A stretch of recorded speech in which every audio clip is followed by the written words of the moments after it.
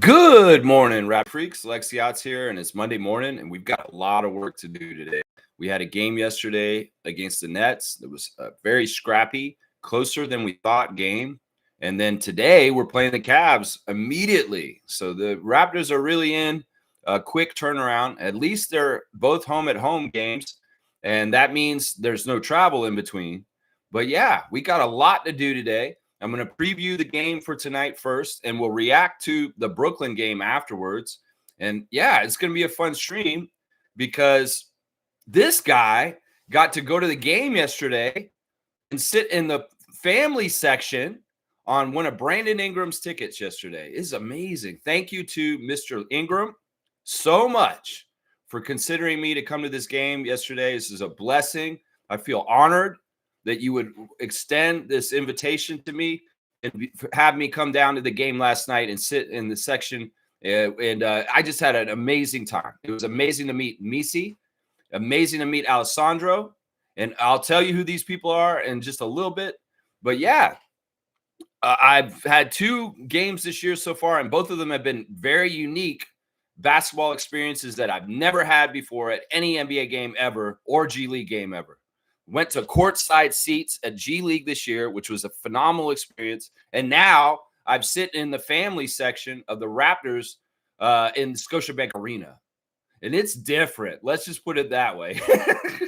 All right, let's get right to the business at hand. Let's look at the latest lineup news. And I know you guys are worried about RJ because of what happened last night in the game. RJ Barrett got a breakaway dunk in the second half, and he landed a little weird on his leg after the dunk. He was a little hobbly, and he did not return to the game after that. Now, they're going to do imaging on his leg today, his knee, and they're going to see the extent of it. But as of right now, RJ Barrett is listed as day-to-day. There's no information about whether there's going to be a period of time while he's out. Meanwhile, Raptors Reddit's already putting up polls on who they think should replace him in the starting lineup. I'm like, hold tight, Raptors Reddit. You're a little too enthusiastic or a little too busy to do this. There's no point in doing this yet because we don't have the verdict on RJ's injury, the extent of it yet. So let's not overreact and let's not get all crazy. In some ways, it may be nothing. And this man may be back, maybe missing today, but maybe back for Wednesday against Siakam and the Pacers. So, yeah, let's not get ahead of ourselves, Raptors fans, and writing off RJ Barrett already. We don't know the extent of his injury and if it is really bad. They got to be taking precautions because this is a long NBA season. We are very lucky with our health right now. And, well, these kind of things were inevitable to kind of happen at some point during the season. But we want to weather the storm of any of this kind of stuff. Dr. Alex will look at him, and I'm sure we'll get the best treatment for RJ Barrett to get him back as soon as possible. And right now, officially on ESPN, he's day-to-day. They don't say he's out for a long time. They have to do tests on him today, and they're going to determine the extent of the injury. So, yeah, the other name on this list is Jakob, but we know he's not out today because he rested yesterday to play for today against the big two of Allen and Mobley of the Cavaliers. You rest the big Austrian center, the Austrian hammer, Jakob Poeltl, to have him ready for the game tonight. So, yeah, that's it on our list. I was very happy to see Colin Murray-Boyles was dressed up and played in the game last night, coming back from his injury. That was fantastic. I was very happy to see that. But otherwise, the Raptors are good other than RJ. So it's looking like RJ needs tests, and he's not going to be playing today, guys. That's probably very likely. So if I am going to speculate which one of the Raptors may step up and step into that starting lineup, well, Jacoby had a really good game yesterday. And it seems like he may be the one who gets the nod for reward for having a really good game yesterday. Who knows? It could be Grady too. I could see them starting either Grady, Walter, or even Abaji. We could see them put Abaji out there, and there's perks to having Abaji out there in the starting lineup because he can start on Donovan Mitchell right from the start. Because in some ways he's a really good defender to put on Mitchell because we know Mitchell's like that, whether he's getting calls from the refs or trying to make his own shot and just the amazing offensive talent he is. So I would say my best guess is Walter will be starting today if Barrett is out, which is very likely he is. If otherwise, I'd say it's either Dick or Abaji, depending on what Darko wants to do there. So on the other side, they do have injuries, and they did play yesterday also. The Cavaliers played in Cleveland yesterday, and they beat the Clippers. at home yesterday at a 120 to 108, 105 victory. And yeah, I mean, Kawhi played in that game, guys. Kawhi Leonard came back in that game last night. But yeah, this is who I'm seeing on here. Now, hopefully, maybe they'll update it, but maybe not. I don't know. Craig Porter Jr. is day-to-day due to a left hamstring. He was not suited up yesterday. We'll see if he suits up today, but he's day-to-day. Lonzo Ball is also day-to-day. He was out yesterday due to injury management.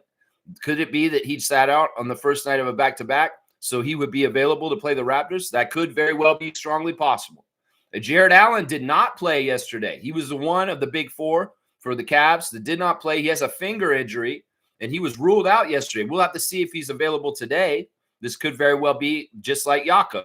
We're resting our big man on the first day because we know we're going to battle with a team we've lost to twice already on our home court, and that's the Toronto Raptors. That's right. Luke Travers, the Australian, he has been called up, but he's day-to-day right now too. He's a two-way. And then Chris Livingston has agreed to a two-way with the Cavs this past Friday, and he, I guess, will be available to them as a two-way player. But yeah, they're having a lot of different stuff. Sam Merrill's still out due to a hand injury, and Max Strus is still on the rehab trail with he got his walking boot taken off, but he's still got a lengthy recovery ahead. So yeah, no Max Strus, no Sam Merrill, two of their best three-point shooters for the Cavs. So who do we expect to see on the Cavaliers side of the ball today? Darius Garland is healthy, and he has been playing recently. Donovan Mitchell, that all-star backcourt for the Cavs. DeAndre Hunter has been a fantastic three for the Cavs in this unit. He seems like he's fit really well with the big four. Evan Mobley is healthy, and we'll have to see that matchup once again, Barnes versus Mobley. And, well, Scotty's 2-0, Evan. And, well, we'd like to go 3-0. Wouldn't it be nice to sweep the best record in the Eastern Conference last season already this early in the season before November is done, finish up our games with them, and be 3-0 over the Cavaliers? Woo-wee! This is what we could do today, Raptors. Let's sweep the Eastern Conference best record last year already in the season before December starts. I love it. Jared Allen is day-to-day. If he doesn't play, maybe we'll see Larry Nance Jr. Go up to the starting lineup in his place. Off the bench, their bench looks like this: Jalen Tyson, Dean Wade, Naquan Tomlin, which is a great story. We've heard that this guy came from the streets to get to this point on the Cleveland Cavaliers. So much respect and love towards Naquan Tomlin for getting out of the mud in his life and playing in the NBA all of a sudden now. That's awesome, man. Thomas Bryant is on this team, of course, the longtime veteran and NBA champion Thomas Bryant. Also, Tyrese Proctor, and that's pretty much it. That's most of the meat of the lineup for the Cavs. In some ways, the Cavs are not as deep as the Raptors. No, they are not. And that's been part of the secret of success when we do play the Cavs these first two games so far, beating them in the in-season tournament and then beating them again when they did have more health. So, you know, we got to beat them one more time. And I love the what Quickly said after the game on the arena. Said, just because we beat these guys before doesn't mean we're going to beat them again. We don't take anything for granted. We've got to look at the task at hand and what's in front of us and be professionals and take it the way we want to win this game for the Toronto Raptors. So, yeah, that's your latest lineup news. And it's looking like RJ is very likely not to play tonight, guys. It's very, very likely he won't, obviously, because of last night. But you know what? Really, I went back after being at the game. I saw it live from the seats, and I was like, oh, man, that don't look good the way RJ's walking. You know, when I watched the replay a couple times last night when I got home, it's a weird way that he landed. It doesn't look like he twisted an ankle or anything like that. It looks like he just did something weird, and they're saying it's his knee that is injured. So either way, we wish RJ the best and speedy recovery, and who knows? Hopefully he can have that Kyle Lowry Wolverine healing genes, and he can be feeling real good very fast, and this is just a little minor kind of like weird way that he landed, and that's all. That's all. There were some problems at the game last night, it seemed like, with moisture on the court, and you know, the squeegee people got to get out there and do the job a little more sharper, because there was a little slipping and sliding at both ends of the court. We saw it Quickly looking like he's sliding into home base. We saw one of the the Nets sliding underneath Sandro Mamu as he's trying to make a layup at one point. So, yeah, it looked like it was a little moist and a little wet on the court last night. That's dangerous. Don't be like that, NBA. We got to keep these floors safe for the players that play in the NBA. All right, let's go look at the refs for today's game, guys. You know, this is the specialty of this channel. I've studied the NBA referees for years. I know their proclivities. I know their personalities. I know their winning percentages with the teams. And I also know their favorite bands. That's right. Well, in the replay center tonight, some of the refs we had last night are going there. David Guthrie with his Eagles love. Jenna Renault, Fantasy Ransom got real hot under the collar for a second there with Coach Jordy Fernandez of the Brooklyn Nets last night. Did you see that incident? Woo-wee! There was some fireworks in that one. Woo-wee! Jordy was hot, and so was Fantasy. They had to separate them, and it was crazy. You know it's bad when the referee's asking for the assignment away from the coach. I want to be on the other side of the court. He's like, Michael, David, let me go over here before I want to smack the hell out of Coach Fernandez. I really do. So they had to make Fantasy take the assignment on the other side of the court away from the coach's sideline. And for the whole rest of the game last night, referee Ransom seemed like he was pissed at everybody. I mean, the refs were kind of crazy last night. I'm not going to lie. There was some shady calls. You know, you put in the shady calls, the weird-ass calls that were really favoring the Nets at a lot of times. And then also the Raptors were having trouble making shots. The shots just seemed to rim out in weird ways in a lot of the game last night. That's a testament to how good this team is. That in some ways they can have an off shooting night where a lot of very good high percentage shots are right there on top of the rim, and they just seem to fall out to the side. And then you got Ransom and Guthrie and the great Michael Smith calling crazy-ass calls and being overzealous with the whistle last night. I mean, the game started at 6. It didn't end till 9. They streamlined NBA games to almost 2.5 hours, right? About 2:15, 2:16. Well, this game went all the way right up to 9, and it's really because of a lot of whistles. A lot of whistles last night. All right, let's see who we got tonight, guys. This is our ref crew for tonight. We got the family guy as our crew chief, Mark Lindsay.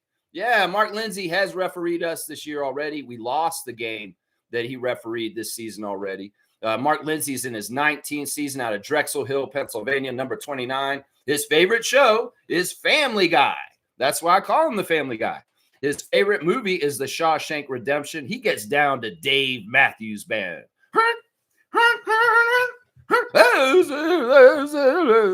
That's my impression of Dave Matthews Band. His favorite book is Can't Hurt Me. His favorite app is Apple Podcasts. He's most likes to visit Rome, Italy. He'd like to take a family trip to Rome, Italy, a Family Guy trip. I wonder if his kid's name's Stewie. And his hidden talent is spelling. That's interesting. That seems like that should just be a basic trait everybody has. The spelling. What is this, a hidden talent? Well, most people can spell, Mark Lindsay. No disrespect, but most people can spell, hopefully. You know, I don't know if this is very hidden. In some ways, it's like you've had to show it in class, right? Or when you write anything, right? You can show that you can spell. Anyway, I won't go. I digress. Let's keep going. Mark Lindsay considers his most memorable NBA assignment to be Game 5 of the 2022 Eastern Conference Finals between the Boston Celtics and the Miami Heat. Yeah, Mark Lindsay is an interesting ref. This is the splits for him today. He is the highest win percentage ref out of the 3 today for the Raptors. Oh, wait, no. Yeah, he is. He wins 55%. The Raptors win 55% of their games when Mark Lindsay is present over the career of Mark Lindsay. And meanwhile, the Cavs win 46% of their games. So the split, 55% winning for the Raptors, 46% winning for the Cavs. So Mark Lindsay does favor the Raptors historically. He, as I said, also, he was reffing one of our 5 losses this year so far. It may be one of the games very early in the season against one of the Texas teams. I think he was reffing then. Second ref today is the cop, Justin Van Dyne, number 64, his 12th season out of Arcadia, California. His favorite TV show is Entourage. He likes the Bourne movies. Jason Bourne with Matt Damon. You know what I'm talking about? Favorite musician, Jimmy Allen. His favorite book is Moneyball. He likes to eat sushi. His favorite app is the Archive. He'd most like to visit Ireland, and his bucket list is to visit every MLB stadium. We've had Justin Van Dine this season also already. And I believe we won the game with Justin this year already. So, yeah, that's a good sign that we did win the game with him this year already. Justin made his debut as a playoff official in the 2021-2022 season. He considers his most memorable NBA assignment to be the first playoff game that he officiated, which was Game 3 of the first round series between the Philadelphia 76ers and the Toronto Raptors on April 20th, 2022. So Justin Van Dyne's most memorable game is one of our playoff games against the Sixers in that epic championship run in 2019. That's pretty cool. I like that his most memorable game to him was his first playoff game, and it was a Raptors game. And I hope it was a win. I don't know if it was. Game 3. Did we win Game 3? I'm trying to remember. Justin, his win splits are this. We win 53% of our games when Justin Van Dyne is present. And the Cavs win 53% also, but we're rounded down and they're rounded up. So we're 53.3 and they're 52.6. So a slight advantage for the Raptors with the second ref, Justin Van Dyne, former LAPD. That's right. The third ref for tonight is Brandon Schwab, the Orlando Bubble ref, number 86, in his 5th season as an NBA ref. His favorite TV show is I Think You Should Leave. He likes the movie The Matrix. His favorite book is the 3 Body Problem series. His favorite meal is coffee and croissant. So, hey, let's put some coffees and croissant in the green room for the refs tonight. Very easy. Let's make Justin happy. Let's make Brandon happy. That kind of stuff. That's what you do. He must like to visit Iceland. His favorite app is Waking Up. That's weird. Is that an app? What is Waking Up as an app? Is that like your alarm? Is that the app? Is it a wake up call, or is it like a brr, brr, brr, wake up? I think that's so weird. His bucket list is he'd like to hike the Tour de Mont Blanc. Ooh. The Florida native officiated 5 years in the NBA G League and 4 years at the collegiate level, working in the Sun and Sunshine State conferences. That's right. Brandon Schwab is the worst ref for the Raptors today, statistically. And we won the last game he ref this year. He did ref one of our games this year already, and we won that game. It was one of the wins. We win 47% of our games with Brandon in his career, his 5-year career, and the Cavs win 46%.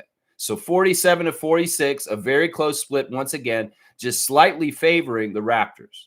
So, yeah, all 3 refs actually favor the Raptors today, statistically, as far as win percentage. That may mean that, well, the Raptors have just been better during the referees' careers than the Cavs overall with win percentage, but I don't know, man. Mark Lindsay's been around since LeBronto, right?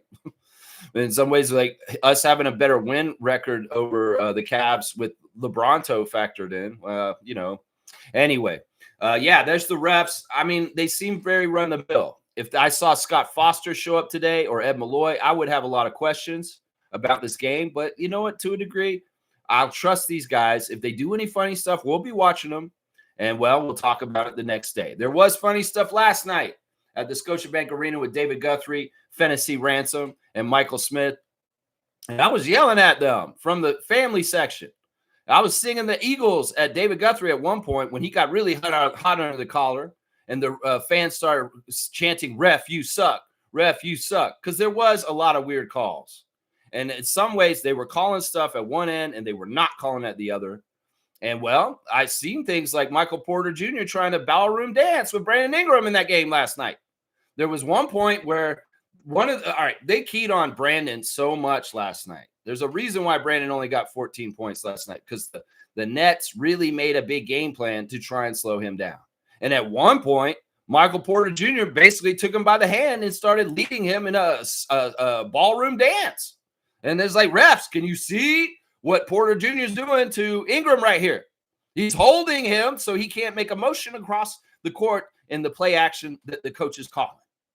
So, hello, let's talk about this, Michael Smith. And Brandon comes over and talks to him. And then all of a sudden, the whistle starts turning in his favor, and he starts getting respect for some of the hijinks that the Nets did, Coach Fernandez, with a game plan to take away our priority scorer, Brandon Ingram, and very effective at it. in some ways is, look, this wasn't the same Nets team we defeated earlier in the season that we saw last night. Coach Darko in the press conference after the game saying these guys were different than the first time we played them. And they were a little bit more advanced and a little bit more after it. And, that's a good coach. Coach Jordy has been floundering this season with his win record with the team. And, well, he's got to get some traction going. And even if they don't get that dub at the end of the game, at least they're working towards the progress to get closer to get that dub. And that's why these teams that we've been beating lately are very dangerous, even if their record doesn't say that.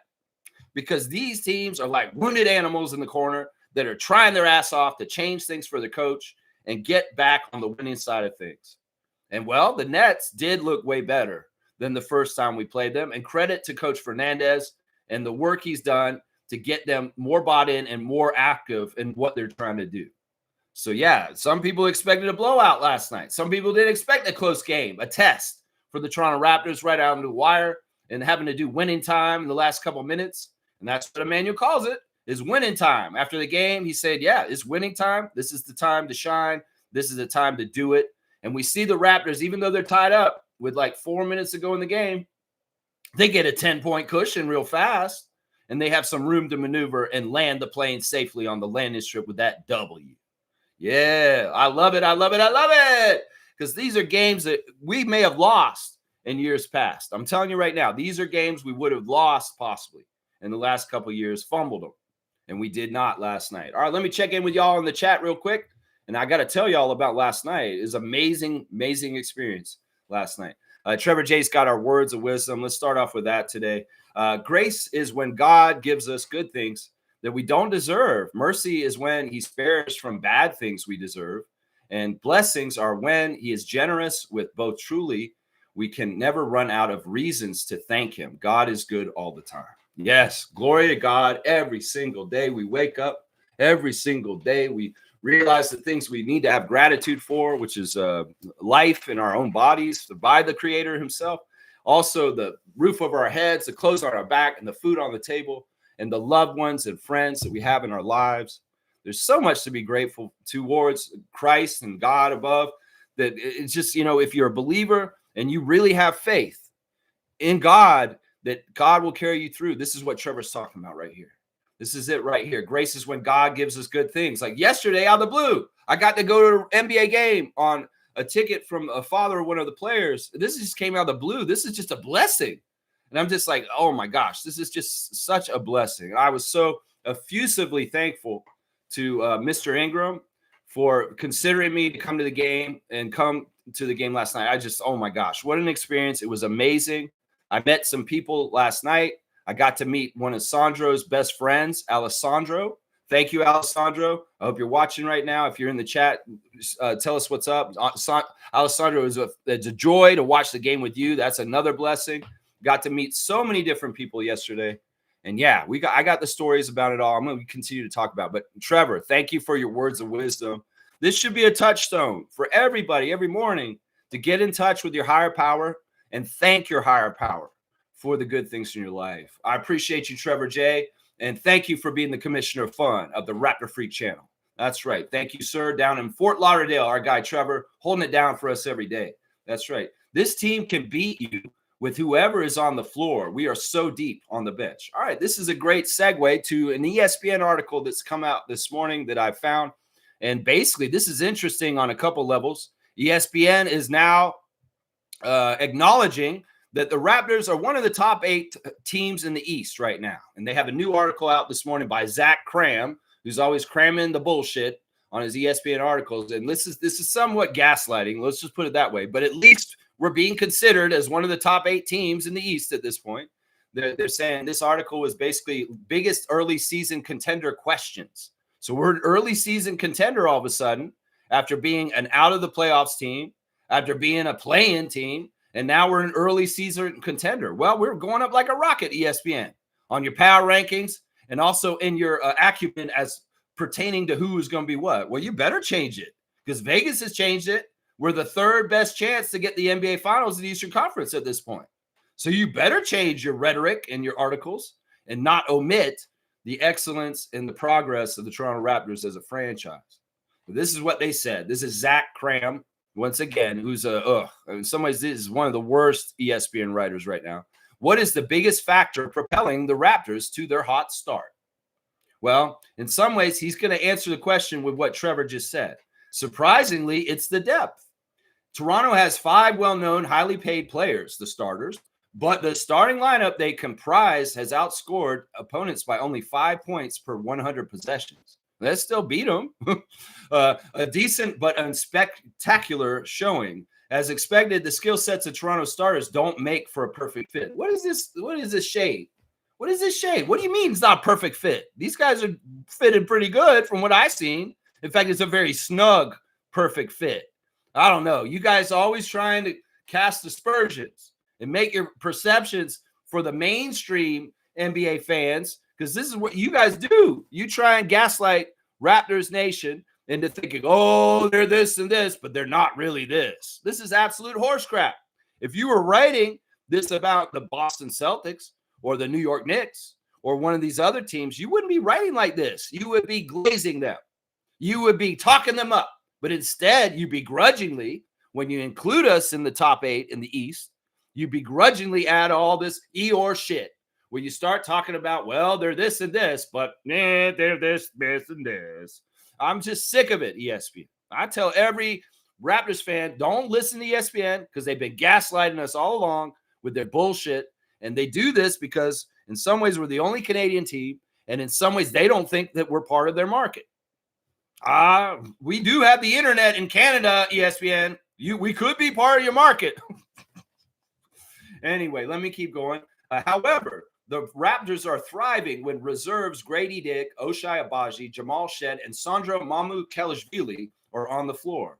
As Coach Darko can mix and match his lineups to ensure a proper two-way balance at all times, out of 27 Raptors duos with at least 100 minutes together, the top 10 all involve either Dick or Mamu, while the starrier pairings of Brandon, Scotty, and Ingram and RJ have actually been outscored this year. All right, we got a call in, guys. You know, it is a call-in show. Actually, Seymour, call me back in a sec.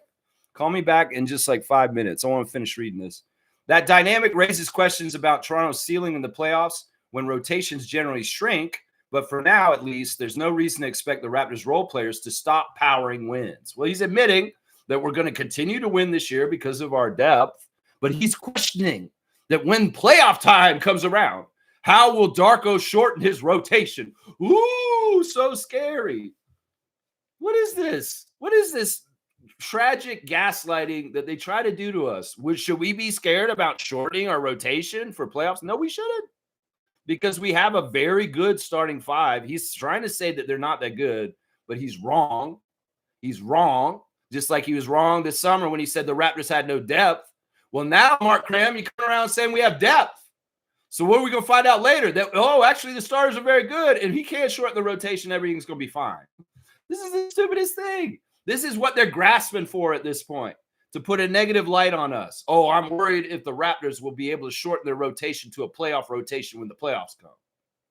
What is this? Man, they just grasping for anything. So I'm just glad we're included in the top 8 Eastern teams now in the eyes of the almighty ESPN. All right, Seymour, call me back. Seriously, I want to do 4 quarters. This is a call-in show. If you have the number to the Raptor Freak Show, you can call in and have your voice heard on this channel. This is a very open channel where you can be in the chat talking to me. I'll read all the comments before I'm done today, and I will take calls if you have my phone number. So here we go. We got Seymour calling back from Calgary, guys. This is a Raptor Freak holding it down in the Mountain Time. Seymour, good morning, sir.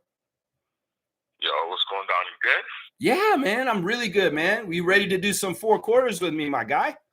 I don't know if I could do 4 quarters. I got a really busy morning this morning, but I want to ask you something. Yeah, man.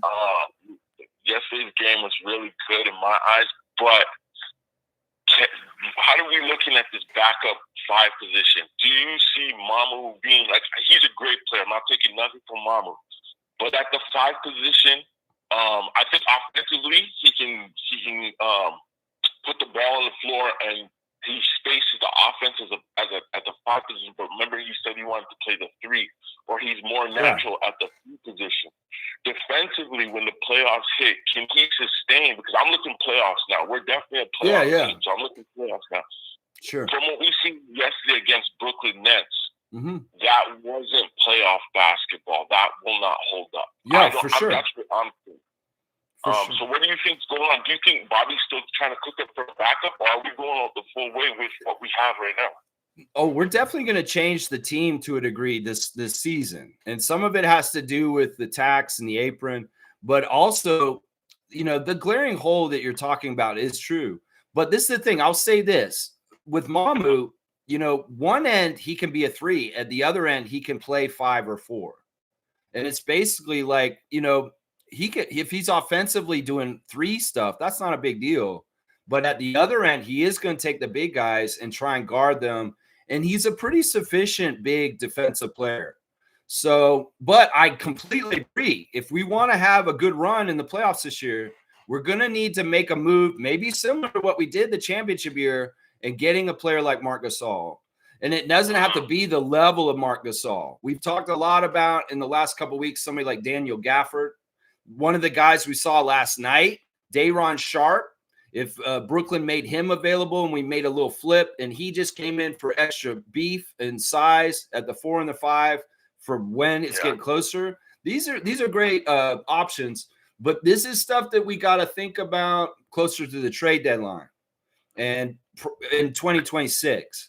So now we got to do this. And the great thing is, like you said, this is not playoff basketball we saw last night. The Raptors were not totally clean, but in some ways also they had a night was off with their shots where things were just falling out of the basket where they would have gone in normally.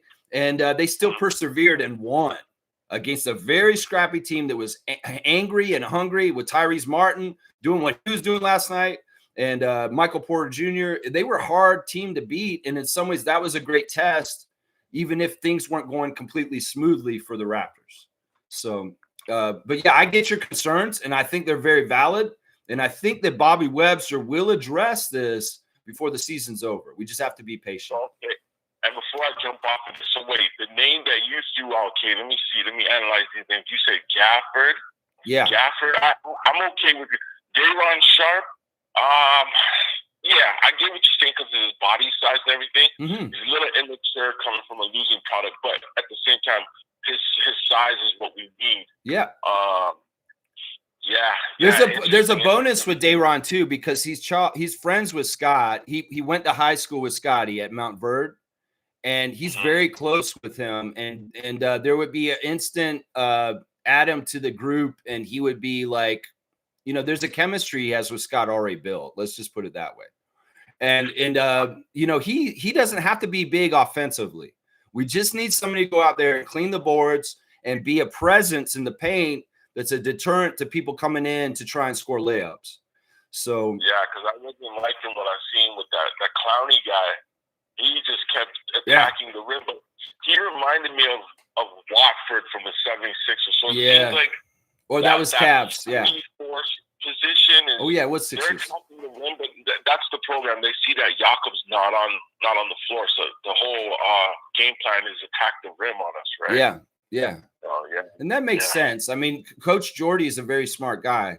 And, he gave it a real fight last night. But unfortunately, look, we're at a different level right now where our guys are really taking crunch time very seriously, and they are going into a different mode in the last 5 minutes to ensure victories for the Raptors. So I'm going to jump off of this. Last thing I'm going to say is good win in an 8-on-5 game. Hey, check out my new jersey, Seymour, before you go. I went and got the Ingram City Edition yesterday. Look at this beauty. Yeah, I like it. Yeah, man. So now I got a Bear, Ingram, and Barnes jersey. The only thing I don't like about the whole jersey, on the shorts, they got like that. It looks like a mountain sort of pattern. Almost looks like the Denver Nuggets. Oh, like the little up thing on the side on the short leg. Yeah. And the other side, they had the Raptors red logo real big on the other side, which I like. So yeah. Jersey's nice. I like it. I give it a 9 out of 10. That's pretty good, man. That's pretty good. With some room to improve on. Yeah, for sure. Well, y'all have a great day, and we're going to keep kicking ass out here, man. That's right, Seymour. Thank you for calling in today. That's the Sheriff, Seymour Pape. Let's go, Raptors. Woo! All right, we got our call in from Calgary. I always love to hear from the sheriff, the city slicker, Seymour Pape, straight from the ends of Scarborough, straight out to the city of Calgary, Alberta, Canada. That's right. We love you, Seymour. Always be safe and have a good day at work, sir. That's what I have to say right there. Yeah, let's keep going in the chat today. Let's see. We got Trevor saying that Brandon Ingram has reached a milestone in his career, 10,000 points. In fact, after the game last night, Coach Darko gave him the game ball in a very honorary ceremony. This is a huge deal. Siakam and a couple other people from his draft class have gotten to 10,000 already. Brandon has gotten there the fastest. He's done it in 512 games. And, well, if it wasn't for some of the injury that he's missed time, he probably would have gotten there faster than some of those other guys that got there already from his draft class. Well, I would say this, and I would say this to Mr. Ingram, who was a pleasure to meet you last night. I look forward to the next 10,000 points for Brandon Ingram, young Brandon Ingram. And, man, it was so nice to meet Mr. Ingram. It was crazy, guys. I'm driving down to the arena, and I'm in the middle of the traffic from the Santa Claus parade because it's just nuts down there. They're going to close down roads on a Sunday for a Santa Claus parade, and there's no parking, and it's crazy. It's chaos. And I get a text on my phone, and it says, hey, it's Mr. Ingram. I just landed. I'm like, what? Brandon Ingram's dad is texting my personal phone right now? This is crazy. Like, can I pitch myself? I'm living in what reality is this? And he's like, I want to make sure you get into the game fine and let me know if there's any trouble. And I was just effusively thankful and just gratitude. Just like, wow, this is amazing. He has my phone number. It's crazy. So I got my ticket and I went in and I got to my seats, and I shortly realized that I was sitting in the friends and family section for the players. And I look over there, and there's Oshai's wife, Avery, sitting with her girlfriend at the end of the row. I look over here, and there's Emmanuel Quickly's family sitting right behind me, like all wearing 5 jerseys and just having a blast. I mean, Quick's family's awesome, y'all. They're awesome. I tell y'all, when I started, I told the people around me, I'm like, okay, I'm going to be loud because I cheer loud when I come to the game.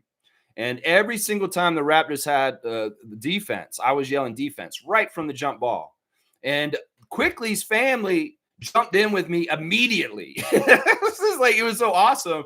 We were like a chorus together, and we were backing each other up in different ways. It was so beautiful, and I loved it. The joy and love they have for Emmanuel Quickly is just so pure and just beautiful.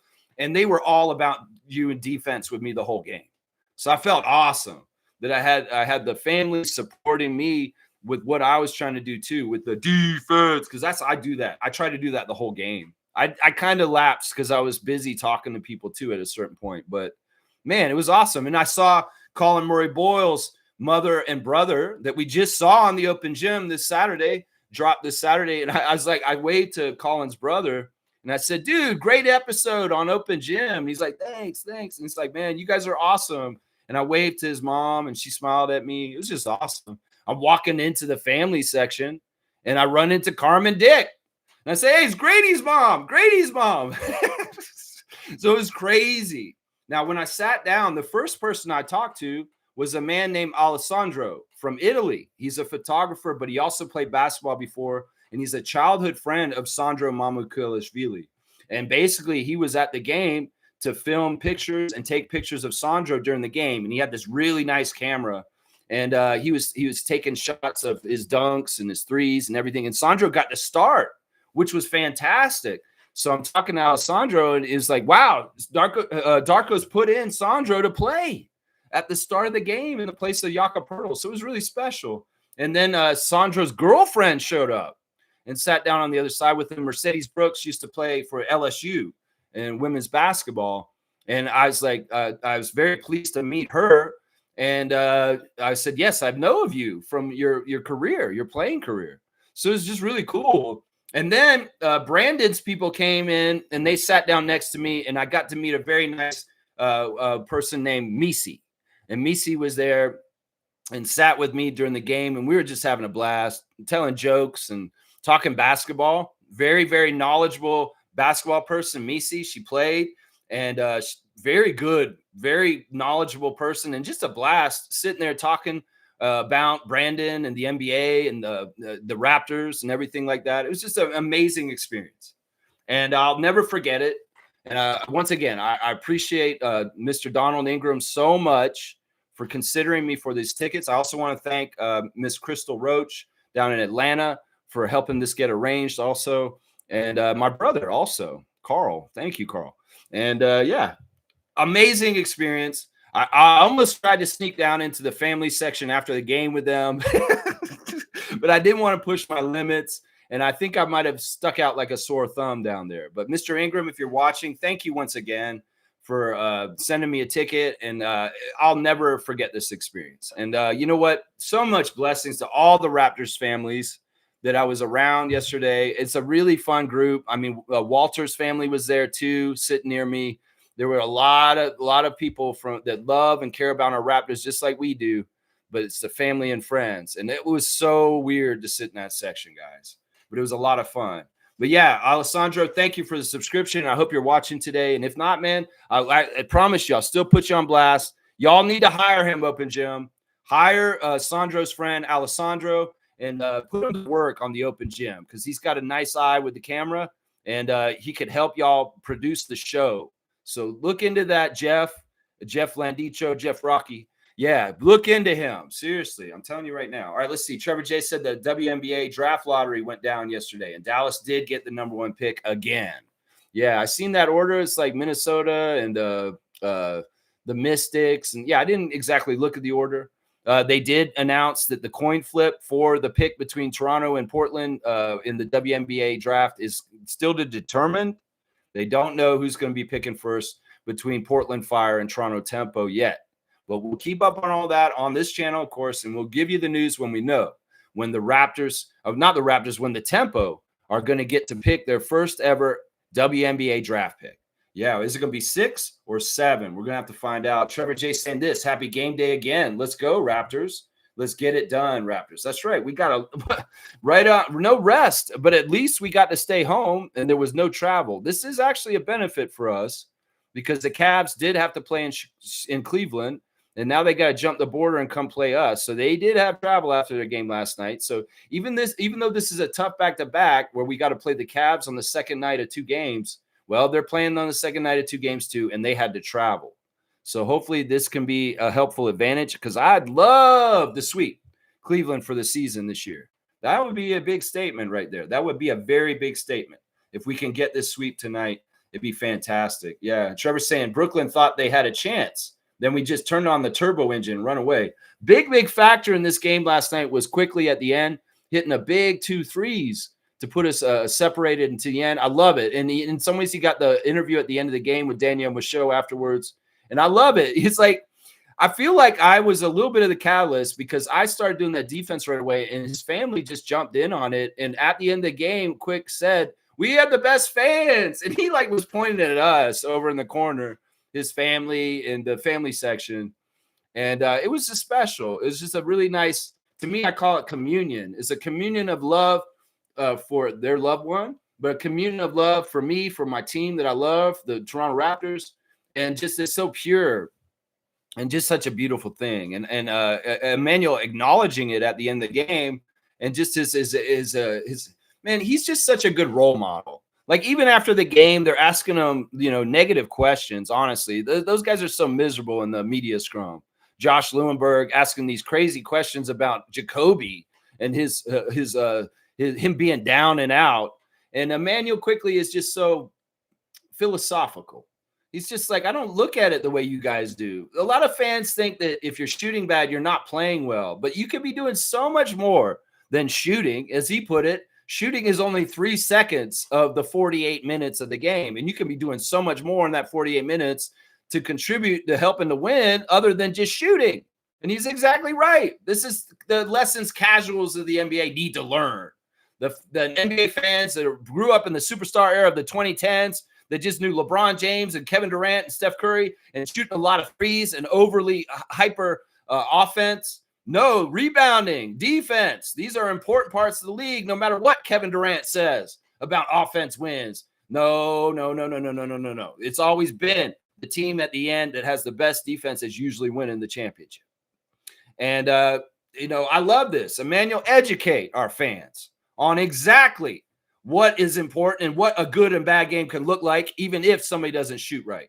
Because there were a lot of games early in the season that Emmanuel didn't play well, but he did because he got like 8 rebounds and he got 4 steals and he had a perfect assist to turnover ratio with no turnovers and a bunch of assists. He may have shot 3 for 15, but come on now. There's a lot more to this, and all the jigsaw puzzle pieces that add up to a win in the NBA, they can be different shapes and colors for each game. Let's just put it that way. So, yeah, they thought they had a chance, but we turbo-engined it with quickly. That's right. We made it quickly. That's right. Very good all-round balance to the game yesterday. In fact, when I do the stars of the game, I don't even know how to approach it. Because honestly, I could make about 8 different Raptors the star of the game last night. Because there's a contribution from so many different guys. We had 8 guys in double digits. And if you ask me, all 10 guys that touched the floor for the Raptors yesterday were huge and helped them win in different ways. Even if Oshai and Colin didn't get to the 10 points in the double digits, they had huge moments that helped us also. So in some ways, guys, I'm not doing the stars today. I'm going to go over the box score, but I'm going to say right now, all the Raptors were the first star of the game last night because that balanced attack, nobody got 20 and 8 guys got double digits, is really a symbol of like, this is team basketball. This is selfless basketball. This is everybody chipping in and doing their part, and it adds up to this. And this is all that matters. None of the individual stats. And that's why this team is so weird to people around the league. What? You're not selfish and only caring about getting 30? No, we just want this. And our guys are willing to do whatever it takes each individually to get this. And that's all that matters. That's the only stat that matters. That W in the W column, that's the only one, Raptors fans. So put your science lab microscopes up. You don't need to get the microscopes out today. It's not lab day at school today on Monday. No. Don't you get those microscopes out and start putting players underneath the microscope. Science lab's closed for the rest of the season because we're all for one for all, win for all on the Toronto Raptors. And sacrifices and the collective are more important than the individual. And that is the badass, beautiful thing that this team is going to win on for the rest of the year. Watch it right there. James is here. Good to see Raptor Freak James. James has been having such a good year with the questions. I appreciate you, James, and I hope you're having a fantastic Monday start. Let's see. Now that RJ is injured for a couple games, who would you like to see take his place, Jacoby or Shed? That's an interesting idea I didn't think about. Is what do you if you elevate Shed into the starting lineup instead of the other 3 choices I gave earlier? I mean, you'd have Quick Shed right off the start. It's an interesting idea for tonight in particular because we have the 2-guard lineup of Garland and Mitchell against us. And in some ways, maybe starting Quick Shed right away from the start is an interesting look. Interesting, James. Quick Shed? I don't know. Maybe Darko wants that infusion of Shed later coming off as the backup point guard. I think it's more likely he's going to start Walter today. I think it really is, especially since Walter's so hot right now. 4 for 5 from 3 last night. And in some ways, he's going to go with a hot hand. If he's going by that philosophy of saying ride the hot hand, well, I would say he's going to reward and start Walter tonight. And in some ways, that'll do a lot of good things for his confidence. Since Josh Lewenberg's so worried about Jacoby Walter's confidence, he's asking convoluted-ass questions to Manu Quickly and Jacoby after the game. Man, don't fall for these Eeyore pieces of shit in the media, always coming at you with negative slants. You're a vet. How did you deal with slumping at the beginning of the season? How did you talk to Jacoby about it? Because he's a young guy. He doesn't know how to deal with it. Like, Jacoby Walter didn't play basketball before he's on the Raptors? What is wrong with y'all? He was at Baylor. He's played before. He's probably gone through a slump before, and he's probably had to deal with it before. You guys act like, man, I tell you, these press guys are so in their own ego. They don't even know how to ask questions in a non-slanted way. When I went to journalism school at Florida State, we learned how to write questions that are not biased. And, well, Michael Grange, Josh Lewenberg, Eric Kareem, these jackasses writing the most biased, negative nitty, Debbie Downer, Eeyore questions. Oh, my gosh, talking about slumps and, well, when you don't shoot well, oh, my gosh. And I love our guys, the way they are just steadfast with their armor of positivity. You come at them, give them shit, they'll turn it into sunshine. Because that's what they do, those press guys after the game. I guess that's just their job, to ask the pressing questions. Depressing questions. That's it.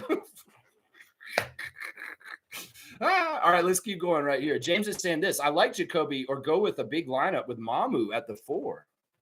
Ooh, okay, James. Now you're spitting. All right, so you want to go real big, and we can match up with Allen and Mobley, with Jakob and Sandro. And then Scotty slots to Hunter. And all of a sudden, Brandon Ingram's the shooting guard? Whoa, that might be crazy. Does that mean Mitchell's got to guard Brandon? Wow, that's an interesting idea. I'm really sure he's not going to do that. But that's an interesting idea.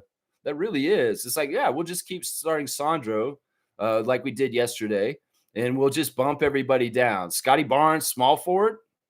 Why don't we do this? We'll put Scotty at point, put Emmanuel at shooting guard, and Brandon could stay at the 3. We could do that too. That's just the versatility of Scott. You can slot him at any of the 5 positions. You really, really can. That's an amazing idea, James. See, I like the way you're thinking today, James. I like the way you're thinking. Naco the Nachos here, checking in from the Mississauga side of Toronto. Let's see what Gerald has to say today. I say get Grady back in the starting lineup, but I think Shed at point and Quick at shoot could be fun. Yeah, the Quick Shed lineup is very fortuitous. There's a lot of great wrinkles coming off playing Emmanuel with Jamal. It's just a fun lineup, and to have that much assist to turnover ratio power in the lineup is a beautiful thing. And there's a lot of stealing. We saw guys getting steals like crazy last night. Manny gets a steal here. Shed gets a steal here. RJ gets a steal here. There's a lot of stealing last night by the Raptors as a team on the Nets. And, well, a Quick Shed lineup will get you steals. That's for sure. And in some ways, that matchup does sound good against Mitchell and Garland, to have the 2 small guards. Although, do we want to have some sort of mismatch? I don't know. I still think the best guy to guard Donovan Mitchell is Ochai Agbaji on the Toronto Raptors. He's just a very specialized kind of defender. And as much as I used to like to put OG Anunoby on people to stop them, well, Ochai Agbaji is like that too. There was OG-itis. That's what I used to call it.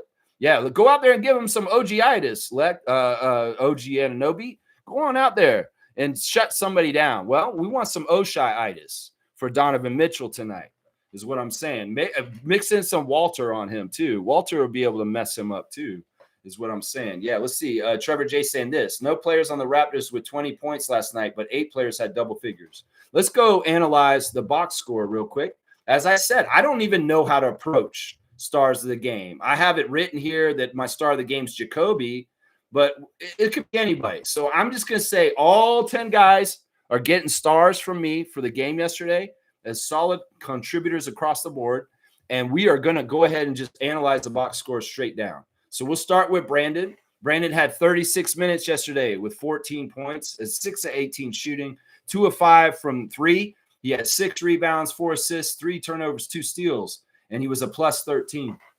The thing that's been happening recently in a lot of games is the other team's defensive plan centers around Brandon. And in some ways, this could be a problem if we didn't have great players around Brandon. If we were like the Bucks with Antetokounmpo and it's just a one-man show, this could be a problem. But in some ways, because we have other talents and other guys around, Brandon can flourish as a hub in some ways. Sure, we want to throw it to him. He's got to get the touches, but he's doing a really good job of analyzing whether he's got the right situation to convert the basket or he needs to pass the double. And Quick talked about this after the game, talking about how he worked in New York with Julius in a similar way. With when Julius gets doubled down, this is where I have to be to get the outlet pass to help them when they're in pressure. And well, that was the play that worked at the end of the game. Is that, Brandon, give him the ball. If they don't respect him, as Darko said, because it's like they asked Darko this, and once again, this is the press asking foolish ass shit. It's like, oh, have you noticed that they are doubling Brandon a lot? Hello, grass is green and the sky is blue. Yeah, Brandon Ingram's a really good player. They better double him. That's what Darko said to them. He's kind of laughing at them. It's like, well, if they don't double him, pick your poison, is what Darko said. Pick your poison. Don't double Brandon. See what happens. Double him. See what happens then. Pick your poison. Those are the exact words from Coach Rajakovic after the game last night. Well, you go ahead. You don't double him. Well, he's killing you, slim sleeper style. He's just putting it in the basket. You didn't double him. Well, it's either a fadeaway shot or he's rolling to the basket and he's making a high percentage shot at the rim.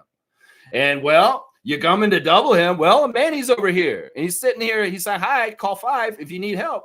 And, yeah, I need help. I'm Brandon. Here you go. Whoop. Quickly. 2 threes at the end of the game. Put the Raptors ahead. Part of it is that we're playing conscious basketball. These guys aren't on autopilot. It's not like just go out there and shoot. No, they have to read the situations on the floor and use their acumen and their intelligence to make the right decisions in the moment to win. And Brandon Ingram, good job passing out, finding a manual, and getting those open shots. We've seen you do this in the last couple of games. There was a drive by RJ where you just flipped it over to RJ, makes a layup to help win the game right at the end. It's fantastic. And, Brandon, 14 points, it's because they are concentrating on him. And they're making it hard for Ingram to do what he does best. But look, you know what? It's all gravy because we're going to win. We're going to win, and that's what matters. Brandon's going to get his times. He's going to get a 30-plus point game from time to time. But sometimes it's going to be a little bit more evened out with the stats, and he's be getting more assists on some nights because the other team has drawn up their plan for him. Let's just put it that way. Sandro, let's look at Sandro next. 27 minutes for Mamu Kalashvili with 12 points, 5 of 9 from the field, 2 of 4 from 3, 4 rebounds, 2 assists, 1 turnover, 1 steal, a plus 11. Sandro got the start, and immediately from the game, he got a score. He hit a 3. He had some dunks. He had a little bit of a sampler platter of what Sandro offers to the team. And we did see, even though we question a little bit some of the stuff with him defensively, I think he's great down low as a big in defense. He's still pretty new to our nucleus. And in some ways, he's still working out the wrinkles as far as defensive placement and playing off Scott in defensive situations and things like that. So there's still a learning curve to a degree with Sandro Mamu. But, man, he's adding a little bit of everything. In fact, you get a late 3. You get this from him. That it really adds up to the scoring. In fact, Alessandro called it last night. He said, I'll bet you Sandro's going to make a big 3 near the end of the game that's going to help them win. And he was exactly right. He did do that. And there was fantastic highlights that Sandro put up, and Alessandro was filming all of it. And I'm sure that reel and those pictures that he took last night, you guys should go follow him. I'm going to put it into the Discord and the Facebook group for this channel, Sandro's friend Alessandro's Instagram, so you guys can come and check out his work. He's a really good photographer. And, yeah, we were really proud of Sandro and the work that he did last night. His girlfriend was just giddy with just the joy and the love of watching him play and having a good game. And they shared banana bread with me, guys. They got banana bread from downstairs in the family room that they don't sell at Scotiabank Arena, and I got a piece. All right, let's keep going. RJ did get hurt, but he did have a good game before he got hurt last night. 20 minutes for Rowan Barrett Jr., 16 points, 4 of 8, 50% shooting, 2 of 3 from 3, and 6 for 6 at the free throw line. 2 rebounds, 1 assist, 2 turnovers, 2 steals, a plus 3 for RJ. Yeah, he was very strong in the first half. And then he was doing some stuff to start the second half, and then the knee tweak happened. Thankfully, hopefully, RJ is not going to have a serious injury. Hopefully, we'll just see how the imaging goes today, and we'll find out from that. But RJ, man, speedy recovery, and I hope this is nothing, and that you barely miss any time, honestly. Scotty Barnes, very solid glue guy once again. Scotty has grown in his big boy pants even more and more every single game. He's looking more and more like a bona fide big. If he was a hybrid player his whole entire career where he's kind of dabbling in point guard, this man's looking more and more like a 4 or 5 than ever. And it's just because he's such a bully. He's such a bully, man. In some ways, Scotty, you do whatever you want. It's your world. I just live in it. You just go down there and push some guys around and just dunk on their heads. Keep doing that. It's awesome. I love it. But he has a good balance with his offense these days. He didn't take a single 3 last night, but he did get the free throw line with this ref crew, which is good because there were a couple games where Scotty was getting no love from the refs and did not make a single free throw attempt. This is the first game in like 3 games he got free throws. So, yeah, Scotty was 34 minutes, 17 points. 6 of 13 from the field, 5 of 6 at the free throw line, 7 rebounds, 4 assists with 0 turnovers and two steals and 4 blocks. Those blocks were awesome too. Some of them were coming from behind. Some of them were very emphatic. He got Michael Porter Jr. once real good. I love that. I love that so much. But yeah, Scotty, salute to you, man. And so, dude, you are the franchise player. You are the heart and soul of this team.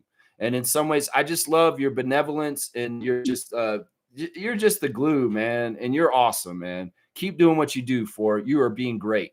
That's what I have to say. Quickly, we've talked about him already a little bit, but we'll keep going. 30 minutes for Quick, 13 points. They pointed out to him in the interview after the game that he was 1 for 8 when he took those shots late and started making them. And he's like, yeah, see, that's the point. That's the point. And they asked him, why were you missing so many shots early in the season? And he's like, did you see how I was missing them? And he had like a bottle. And he was like, yeah, the ball was going like, ooh, and then coming out, ooh, coming out, you know? And I was saying that's kind of true for how the Raptors shots were last night. There were, like I said, a lot of balls that would have just dropped in normal nights, but it was that kind of weird night where the ball just don't bounce the way it's supposed to in some ways. And there were a lot of shots. And this is amazing that they shot so well, considering how many shots rimmed out. Because as a team, the Raptors shot 46% from the field, which is pretty good considering that there was a lot of rimming out, a lot of shots that should have fell in, but they didn't. Emmanuel, 4 of 11 at the end of the game, 3 of 6 from 3, 2 of 2 at the free throw line, 7 rebounds for the guard, and 4 assists with 1 turnover and 1 steal, a +3. Yeah, Emmanuel's just an energy. He's all over the court. He had a lot of joy last night. He was just he's fantastic to watch. You know, if you need help on the court, call 5. That's what I got to say. Call 5, call 5, call 5. And it was a joy to root on Emmanuel Quickley with his family last night. It was so fun. Off the bench, we'll talk about the rookie first. 17 minutes for Colin, 2 points, 1 of 1. He got a really nice dunk, and they found him in the lane where he's wide open and just slammed it down. That was awesome. 1 rebound, 1 assist, a +4. But to me, it's his return that I just like to see. That MCL sprain that he had recently, well, he's fine. He's back out there. And I was really happy to see Murray Bowles back out there. Yeah, really, really happy. I told his brother, too. I was like, man, I'm so happy your brother played today, is what I told him. Oshai got out there for 14 minutes and 6 points, 3 of 7 from the field. He missed his only 3-point attempt. 2 rebounds, 2 assists, and a -3. Oshai had he has a really good action on the baseline. There's often a play where he'll be in the corner, and if he sees a lane, he will attack the rim, and he's very aggressive at that. And I love seeing him do that. This may be starting to get him more momentum back with his game, coming back from injury. You get a couple easy baskets like that coming at the side of the basket, you'll start hitting your corner threes too. And then all of a sudden we'll see more of the Oshai we saw last year when he was starting and playing for the Raptors more minutes. We just need to get his minutes up quality-wise. He's very good defensively every time he's on the court, but there's an offensive side to Abaji that we need to revisit and get back going. And it's really hitting open corner threes, transition offense where he's a very good finisher in the passing lane, in the driving lanes, to get to the basket and transition. And then also, the baseline drives. And also just being a garbage man. Grady missed a shot. Well, Oshai's there to grab the ball and put it back in as an offensive rebound. So good stuff there. Jamal Shed, fantastic. You know, Shed got the chain last night. 24 minutes for Shed, 11 points, 1 of 4 from the field. See, he didn't shoot good. This is exactly what Emmanuel's saying. You don't have to shoot good to be having a good game. And Shed got the chain, and he shot 1 for 4, Raptors fans. So is anybody going to say that Shed had a bad game last night? Because he got the chain, and Darko gave it to him, and he shot 1 for 4. And he only had 11 points. Like, what is this? Come on now. He missed both his threes, but he was 9 of 11 at the free throw line. So Shed was getting involved with contact, getting in the strike, and making free throws. And that's fantastic. 1 rebound, 9 assists with 1 turnover. So if we're looking at our 2-point guards last night, we might as well throw Scott in there too. We were 17-2 with the assist to turnover ratio between Emmanuel, Scotty, and Jamal.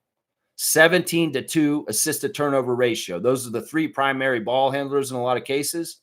That's fantastic. We could put, that's a really good ratio right there. Yeah. So Shed, good job with also a steal, a +14, the highest plus minus on the team last night. Jamal Shed. Jacoby Walter, fantastic game. In fact, he was the guy I wanted to give the number 1 star to, just because he woke up and got his season high this year so far. 19 minutes, 16 points. The points to minutes ratio is something I like to look at, especially with the guys who could fill it up. 16 points in 19 minutes. You go on then, Walter. That's right. 6 to 7 from the field, including 4 or 5 from 3. I love seeing those threes. And as Jacoby said after the game, he puts in the work. He believes in what he's doing. It's going to come through.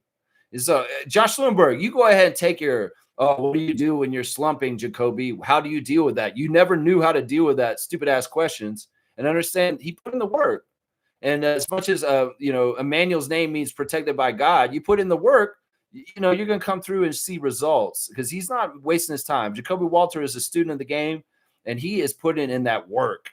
And the results will show at some point. And a 4 or 5 from the 3-point range last night is the results showing. Let's just put it that way.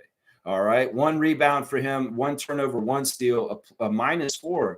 Grady Dick is the final player I got to go over the last of the rotation here. 20 minutes for Grady, 12 points on 3 of 6 shooting, 2 of 4 from 3, 4 of 4 from free throw, 1 rebound, 3 assists, 0 turnovers, 2 steals, a +7.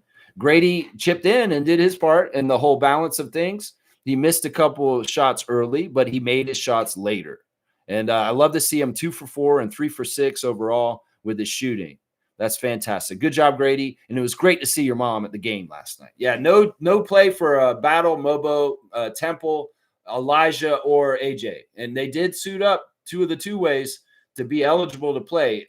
Not Chucky, but Elijah and AJ did burn a 2-way game for being available for the game, even though they didn't play. There was very likely an outcome where the Raptors could have blown out the Nets last night, and there could have been extended garbage time where we would have saw Elijah Martin make his NBA debut. Alas, that's not what happened. We got a close game, and credit to Coach Fernandez and the Nets for improving since the last time we saw them. And that's a big part of it right there. Yeah, checking in on the box score there real quick with the Raptors and what they did last night. That's right. Isaac Campbell is here, holding it down for us in the nation's capital of Ottawa, Ontario. Good morning to the benevolent one, Isaac Campbell. We love you, man. I hope you're having a fantastic morning. Let's see what he's saying today.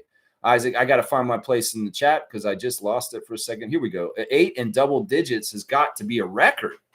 I think we had 7 in double digits this year already. Yeah, we've had 7 in double digits this year already. I don't know if 8 is a record. I don't know if it is. I think that, maybe Raptors admin, if you're watching me right now on YouTube, go find another game in the history of the Raptors where more than 8 guys scored double digits. There may be a game like this in the Bosch era where we had a very flattened out roster, and it could be like Vashawn Leonard and Alan Henderson and Mike James or something like that. There may be some point. I mean, even the early expansion years of the Raptors, there may have been some very balanced games with those early teams, between 95 to 2000. But yeah, I don't know if this is a record. I have a feeling that I remember a game where 10 Raptors got double digits. I think I have a vague memory of that in the 30 years. But fact check me if you guys want. If anybody wants to go online, Google this shit, and give us the answers in the chat, we'll come back around to this. Yeah, let's see. Nako's saying RJ would have got 20 had he stayed in. Oh, for sure. For sure. In that fourth quarter, RJ's going to put in and chip in his part to keep us ahead in the crunch time.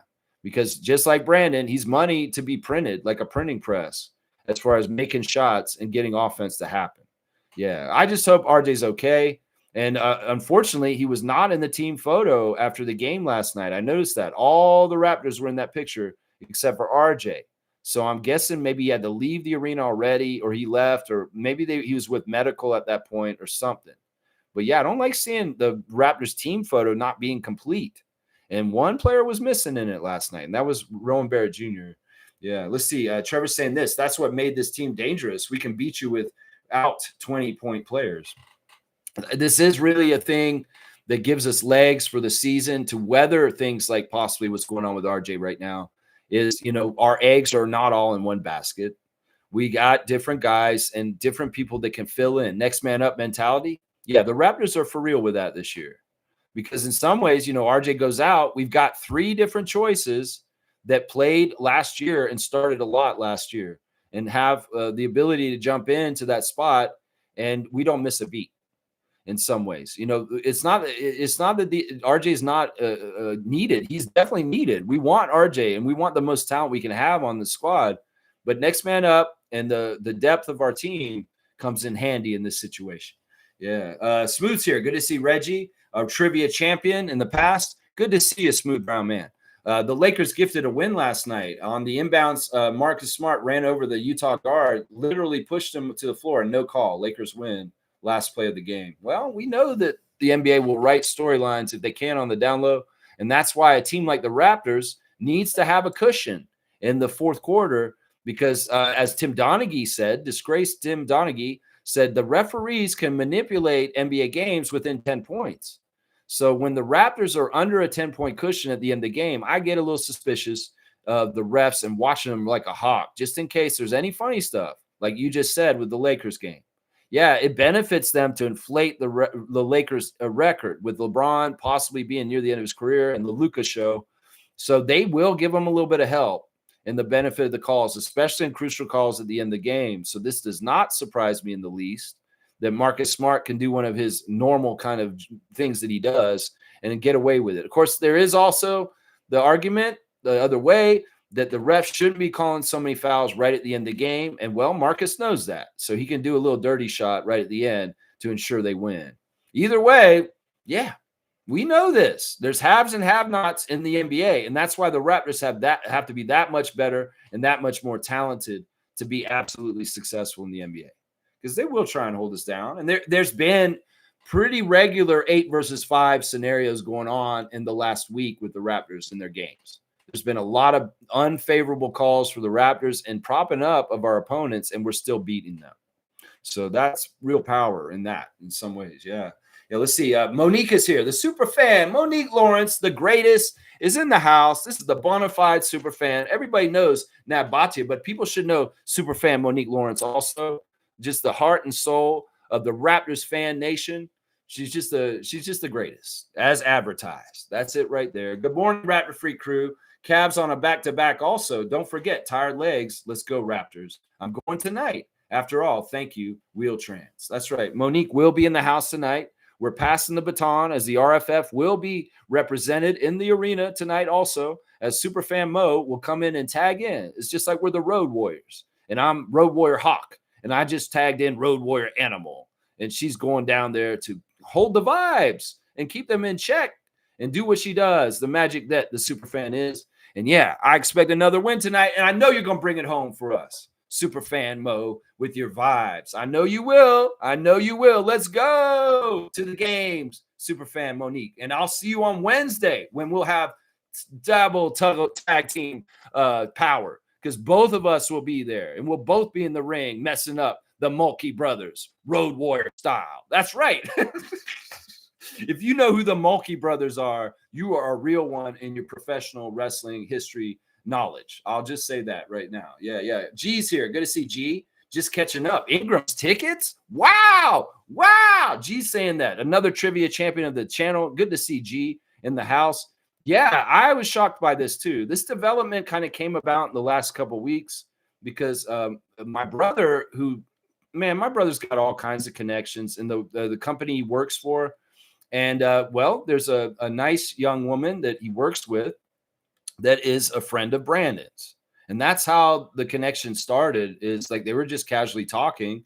And she checked out the channel here. In fact, she may be watching us. I don't know. But thank you, Crystal, for considering me for this opportunity to go on the tickets with Mr. Ingram. And, It's crazy. I mean, I've had a lot of experiences at the Scotiabank Arena. I've been going there since they opened the building, since the Raptors have been in existence.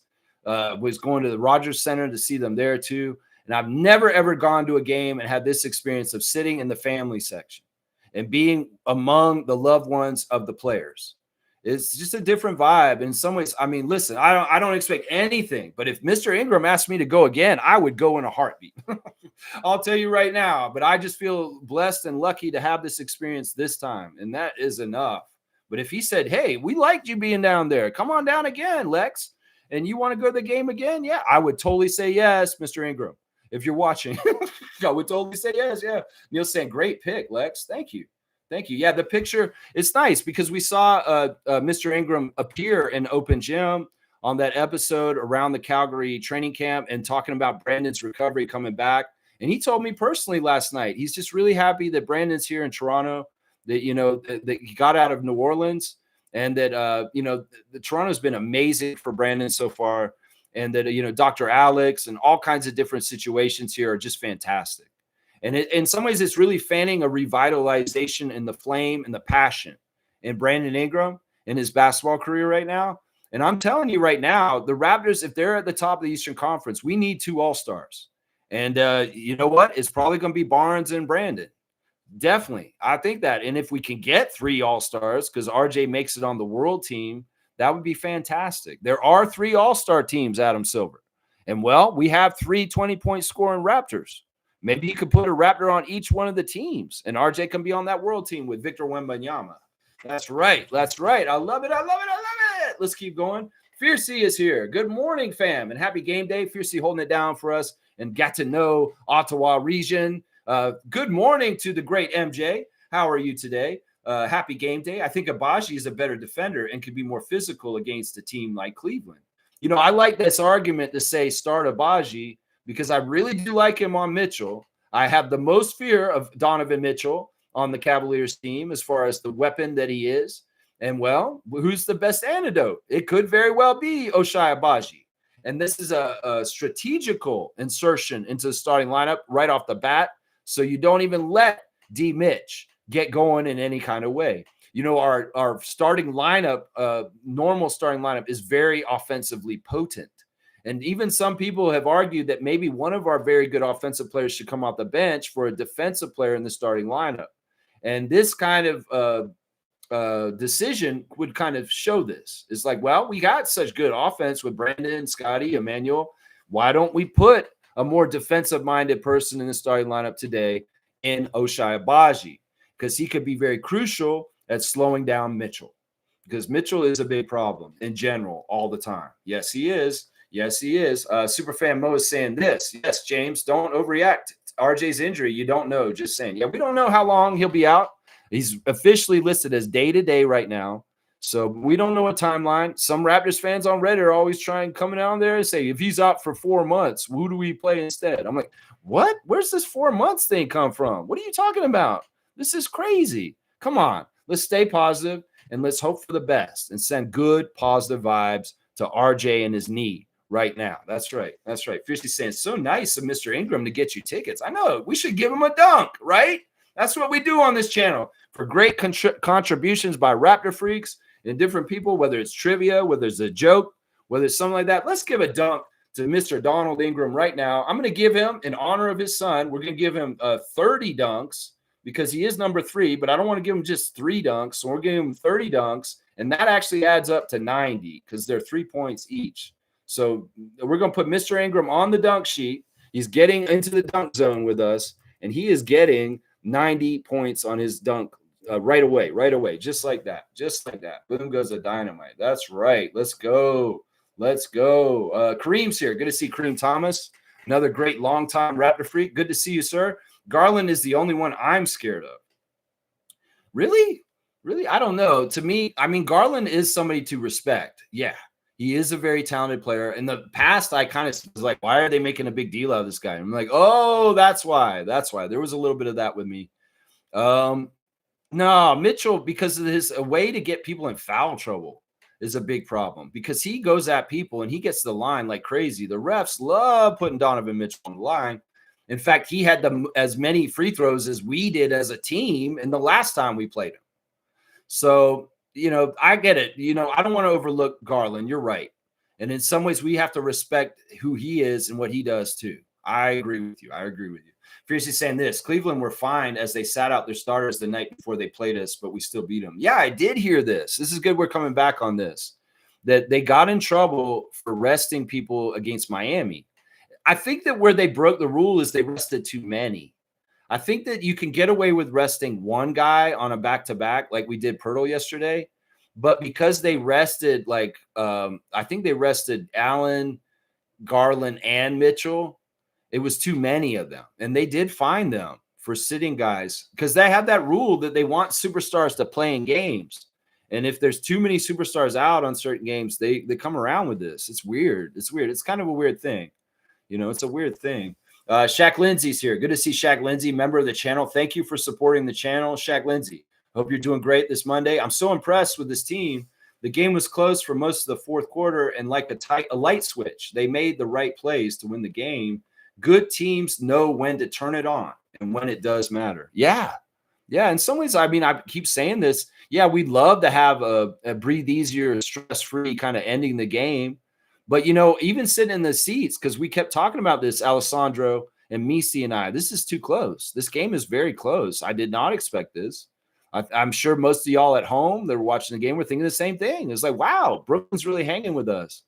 But even though that was happening, I have a really good confidence in this unit, in this team that Darko's building, and the aptitude and the direction and the maturity and the execution will be there to navigate the game to the win for the Raptors. And yeah, we saw that. They turned it on right at the end. Jordy talked about this after the game. I watched Fernandez's post-game interview too, and he said, we just didn't execute at the end very well, and the Raptors took it to us, and they did the right things when it mattered at the end of the game to win the game. Yeah, that's from the other coach right there. G saying this, just like my commercial says, IQ is clutch. Yeah, those commercials are fun. It's really fun, like the clutch and the advertisements, and they calling it Quickly because his name's Quickly, and he scribbles on the end. He adds in the little E and all that. So I love it, man. Yeah, Quick, you're awesome, man. You're pure joy, and man, what a beautiful family, man. It's getting to be in the vicinity of your family and watch the game with them and cheer with them. That's a memory I'm always gonna ever have. Like, I have a bucket list as the Raptors freak. Get unfriended by Chris Bosh on Facebook when he goes on South Beach with LeBron. Yeah, that happened to me. Have your email account, the first email account you ever had in your entire life in the 90s on AOL, America Online, Raptors Freak. Well, sit in the stands with the families and cheer with Emmanuel Quickly, his family, while he's winning the game out there. It's a beautiful thing. It's a beautiful thing. I love the call 5. It's, I miss the Skipley. Maybe you could bust out the old hits every once in a while, IQ. Is a Skipley? I'd like to see it return at some point because it's such a joyous celebration too. That's right. That's right. G saying this. Shed is now 1 and 2 in most assists off the bench in the league. Yeah, his stats are crazy. Like, if you take out the minutes metric and you're doing averages, he's up there with Jokic on some stuff. It's crazy. Let's go look at the team stats real quick, and we'll go over how the Raptors did against the Nets in the team stats. Once again, we got out-rebounded last night. We've been getting out-rebounded regularly in these games that we're winning. And how do we do that? Most of the time, rebounds is a great indication of which team is favored to win. But how do the Raptors win even though they're getting out-rebounded? Well, let's go analyze it for a second here. We've got the Raptors shooting worse than the Nets last night and still winning. 47% for the Nets, and we shot 45%. We did make 4 more shots than them, because we manufactured more shot attempts from offensive rebounds and steals to get 84 shots to their 75. So there's a bit of the 10-point margin of win right there. 3-point shots, we did make 3 more threes than them, and this is electric. This is the crazy thing. The Raptors have not had good 3-point shooting for years. This year we do. We may have shot 46% from the field overall, but we shot 50% from 3. And that's fantastic. I really do give a lot of credit to Brandon's presence, but also the continued development of young players like Grady and Jacoby. Yeah. Free throws, they got to the line more than us. That's right. We're watching y'all, David Guthrie, and you were setting up the Nets at the free throw line way more often than us. That's for sure. 27-31 for the Nets. And we were 26-29. We did shoot 90% at the line. So fantastic. Taking care of the simple stuff, the stuff that winning teams do, 90% at the line as a team. Fantastic. We got out Oh, actually, we did. We got out rebounded 40-32. 40-32. It's not that bad.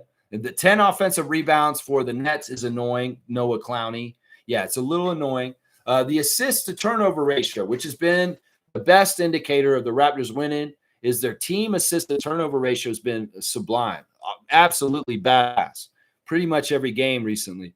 23-7 is what 23-19 is the Nets assisted turnover ratio. 23-19. That's pretty even.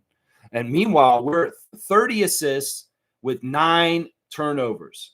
That's a 3-to-1 assist to turnover ratio as a unit. 30-9. 30 assists with 9 turnovers. Under 10 turnovers with 30 assists. This is a beautiful game. This is the bellissimo of the European style of our coach from Serbia. Is this like move that ball around, share that ball, and limit your turnovers. And these guys are executing it. It may look ugly in other ways. Maybe the ball wasn't cooperating, going down the rim, but they took to task what they can take care of, and that's the ball and making each other look good off passes off each other. And that's a beautiful thing. That's a big secret to what we're doing. We could get out rebound, we could get out shot, but if we have a really good assist to turnover ratio, we're probably winning. We're probably winning. That's right. The fast break, we got out there, only got 13 points on the fast break. They did a pretty decent job limiting us in transition. Points in the paint, even 44-44. So that's an area we've been dominating too also lately. So yeah, there's our check-in on the team stats for last night. The assisted turnover ratio is the key stat for the Raptors these days. It really, really is. Yeah, let's keep going. Fiercely saying Terrence Mann grabbed some popcorn from the fan as they were cleaning. That's cool. Florida State's Terrence Mann. Yeah, that's cool, man. He's fun. He didn't have a very good game himself. If I'm looking at the box score for the Nets and maybe giving them a little bit of light real quick, let's give some credit to Michael Porter Jr. with 25 on 9 of 18 shooting. Noah Clowney, 22 points. A double-double for Nick Claxton, 10 points, 11 rebounds. And Terrence Mann, not a good game. He only had 3 points in the whole game. The other guy that was really annoying last night was off the bench, Tyrese Martin, 26 points. The man couldn't miss. He was so annoying. Like, I got to give him the annoying opposition player of the night, Tyrese Martin. Woo-wee, that guy couldn't miss. And he seemed like he had a chip on his shoulder to come after the Raptors last night. He had that Raptor killer energy for a bit last night. So, yeah, checking in on the other side for a sec. And some keynote players right there. Seymour saying this, man, Jay Walter Jacoby is nasty. Give that man run along with Shed. Grady being Grady, too. We looking good. Keep the momentum going. Move up the standings. And the Raptors are squarely second in the Eastern Conference. In some ways, I was thinking when they jumped in this second a week ago, maybe they'll only be up here for a second because the Knicks might jump back above us, or one of these teams like Cleveland. That's another reason why we need to win tonight, because they're close to us in their record. And, losing to Cleveland tonight will switch places in the Eastern Conference standings. And we don't want to do that. We want to stay in second and above all these teams below us. So there you go, Scotty. There you go, Brandon. There's something to play for right there. Do you want to be below the Cavaliers tonight in the standings? Yeah. If you need more motivation, there's a reason there, right there. Yeah. Besides, let's sweep them for the year. Let's beat them 3-0 for the whole entire year and never have to play them again for the rest of the season until the playoffs, possibly. Yeah. Let's do that. I'm all about that. That's right. G saying Curry ranked Scotiabank popcorn third in the league, so don't blame Terrence. Really? Who, Curry? You mean Steph Curry? Steph Curry is such a three-point genius and a changer of the game that he has authority on popcorn rankings. Really? And we're third in the league in the popcorn power rankings? All right. Winning. Number 3 in popcorn? Woo! Yeah. I'm being serious. Y'all think I'm being goofy. I'm being serious. I like that. Seymour saying this. That guy Clowney, he ain't playing around. Yeah, he's a nice prospect. I like the little 1-2 punch of Claxton and Clowney that the Nets have. They're definitely very good players. Like, I think that they're awesome. I've been watching Noah Clowney for a couple years now, and I've kind of been like, yeah, I've been thinking about Claxton for a long time because he's been around for a while. longest standing net, I believe, at this point. And yeah, those guys are very talented. I was talking with Misi next to me about Claxton, and just like, you know, in some of the ways that he's parallels to Brandon with their body type. And yeah, Claxton's always been a player that I very much think is a very good player. And if he was in a Raptors jersey at some point, I wouldn't be upset. I wouldn't be upset. Clowney, he's looking like that too. Although, you know, he's still very young and he's got to kind of go through some maturity things still, but he's coming along nice. He's coming along nice. He's coming along pretty good in his first few years in the league. So, yeah, Fiercely saying refs tried their best to help the Nets, but it did not matter. Yeah, we got to go 8-on-5. Well, we got a notorious BI3 on our team that's an extra weapons, and Scotty's ready to gear up just like B.A. Baracus down there, and pity the fool that mess with him in the lane. So it's like, look, dun, dun, dun, dun, dun, dun, dun, dun, dun, dun, dun, dun. Yeah, we can go in there.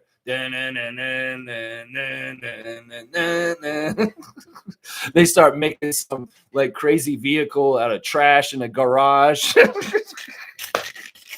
I love that show. The A-Team was my jam when I was a kid, man. I love the A-Team so much, man. Let's keep going. Seymour saying winning those 8-on-5 games feels good. Yeah. Yeah, man. I mean, in some ways, Bobby and Masai knew this all along. It's like, look, we have to be OP with our roster design and our talent and our powers, because they will try and hold us down in shaky, weird, nefarious ways on the side. And, you know, that's how we won that 2019 championship. We had to go OP and trade Jonas Valanciunas to get Marc Gasol, to put us over that height in the bucket, to say, yeah, we're unfuckwithable. You want to come in and mess with us, refs? You want to do this, NBA? You want to schedule us at a noon game in the playoffs? Nah, we're going to be so talented and so good that we're going to go right through it. And in some ways, this Raptors team is very reminiscent of that kind of energy. And I love it. I love it. I love it. Shaq Lindsay saying this: Jacoby's arrival couldn't come at a better time now that RJ is out. There's some truth to that. That him just getting heated up right now, yeah. And then this is a great time for him to grab that brass ring and run with it, Jacoby. If you do get that start tonight and you're going to come out there, well, stay on fire. But the most important thing that Walter does is that baseline of defense that he establishes, and that hustle and all-out energy that he puts on the court. The shooting is coming and going. In some ways, he can't totally control the shooting. He can with his preparation and his reps and his time put in the gym, putting up shots. But also at some point, like Danny said last night, you can't totally control where the ball is going to go through.